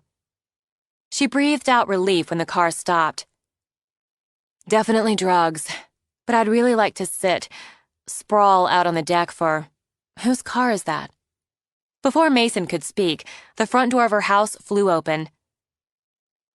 Oh God. Oh God. Tears spilled as Seth yanked open her door. Don't you think about getting out by yourself. I'm going to carry you. You came. You're here. You're both here. How? No, you can't carry me. I can walk. You're not walking anywhere. Harry eyeballed Xander. You're Xander? Yeah, I've got her. To settle it, Xander slid his arm under her legs, wrapped the other around her back, gently lifted her. Take her right up to bed. We've got it all ready for her. No, please, I'm okay. I'd really like to sit out on the deck. I need to hug both of you. I'll get pillows. Seth rushed off. I made pink lemonade, remember? With crushed ice. She took Harry's hand as Xander carried her. When did you come? How did you get here so fast? Private jet. We've got connections, my baby girl, he murmured, kissed her hand. Your people said we could come in, Mason. They'd cleared it. And you'd gotten a crew into... Yeah, it's clean, he said to Naomi. By the time they got her to the deck, Seth was fussing with pillows, with a light throw, and had a little vase of flowers on the small table. There now, set her right down. As Xander did, Seth went down on his knees, wrapped arms around her. My sweetheart, my baby. Don't cry. Don't cry. I'm okay. She needs a pill. I'm sorry, Xander added, but she really needs the pain pill. I'll get you some lemonade to wash it down. Do you want lemonade? Harry asked Xander. I'd about kill for a beer. I'm going to get you a beer. Mason? I have to go. I'll be back, but I have to go right now. You be here for dinner. I'm going to make something spectacular. As Harry hurried inside, Seth pushed to his feet. Still weeping, he turned, enfolded Xander. Xander looked into Naomi's wet, smiling eyes. Okay. You are now, and forevermore, a hero to me. Sniffling, Seth stepped back. She is the light of my life. She and Mason are the lights of our lives. She brightens up mine, too. I've got to go. Mason kissed Seth's cheek. Sit down. Take a breath. Not yet. This boy. Handsome, he added, with a wiggle of his eyebrows for Naomi. He needs some ice for those knuckles. I hope you beat the crap out of that vicious little shit. Broke his nose. Knocked out 3 teeth, Naomi said. Well done. Harry came out with a tall glass filled with crushed ice and frothy pink liquid and garnished with a twist of lemon. He handed it to Naomi, then handed a beer, in a Pilsner, to Xander. Then, as Seth had, he wrapped his arms around Xander. I'm Harry, and this is my best girl. It's very nice to meet you, Xander. Nice to meet you. He pulled a pill bottle from his pocket, tapped one out. Take this. Actually, I want to hold off just until... Take it. She sighed, but swallowed the pill. Oh, Harry, nobody makes pink lemonade like you. Could you eat? Something soft and soothing? Cheesy eggs on toast? Tears just flooded up again. My favorite sick day meal, Harry. I'm going to make you some eggs, both of you, and I'm going to fix this amazing dog something special. No kibble for you today, my brave boy. Tag sent him a look of adoration, laid a head on Harry's leg. Some beef. We'll call it beef a la Tag. When Harry went in, Tag limped after him. Before Xander could sample the beer, Seth bustled out with a zip-top bag of ice. Here now, why don't you sit on the glider? Naomi can put her legs in your lap. You'll ice that hand, drink your beer, and look at this beautiful view. It's the best day of our lives. How's your pillow, honey? It's fine. I'm fine. When you're ready, Xander's going to carry you upstairs so you can sleep a while. We'll all be right here. Just right here. I'm so glad you're here. I'm going to help Harry. You call if you need anything. She smiled, sipped lemonade when he went inside. It's starting to feel like a dream. Did you know they were here? Mason told me. They flew in early this morning. You're going to like them. I already like them. What's not to like? I've got a beer, and I'm getting cheesy eggs. He had to set the ice aside to dig the phone out of his pocket. I'll answer later. I've been getting calls and texts for hours. Everybody wants to know how you're doing. Come see you. Bring food, flowers. Jesus knows. Everybody? Name somebody. I bet they've called or texted. Like family, she thought. Friends and community could be like family if you let it happen. We could have some over. Harry loves to cook for people. It's nice they want to. I'm just tired. Pills already kicking in. Tomorrow. They can come tomorrow, if you're up for it. That's probably better. It's okay now. Is it? Yes. I'm not going to ask what you said to him. But thank you for whatever you did say that drained the blood from his body. You finished him off. I finished, she nodded. I'm where I want to be, with who I want to be with, and I'm done worrying about blood ties and how people I don't care about react. Good. And I love this spot. I love looking out at the water and knowing I will, day after day. It's a good spot. We ought to get married down there in the backyard. It's a good spot for... What? Fall's nice. All the color. Contemplatively, he sipped the beer. October. That'd give you time to do what women think they need for it. Flowers and the dress, whatever. But married? That's how it ought to be. Casually, he rubbed his big hand up and down her calf. You've got until October to get used to it. That's long enough. You actually consider this a proposal? I think it's perfect, Seth said from the doorway, then wiped his eyes and stepped back inside. I'll get you a ring. We'll make a good life here. I haven't said I'd... You will, he said easily. I love you, Naomi. That's the start, the finish, and everything in between. He looked at her, those strong blue eyes. You love me. I do. I really do. I just never thought about getting married. She took his injured hand, laid the ice over it again. But I think I could get used to it. Good. October. Anything else is negotiable. The uncles are going to want one hell of a show. He shrugged. Why wouldn't they? Shows are fine. As long as there's this. He leaned over, touched his lips to hers. As long as there's love, she thought, sighing into the kiss, and the good, strong place to build a life together. A life of sunrises and lilacs, of friends and quiet moments, and a really good dog.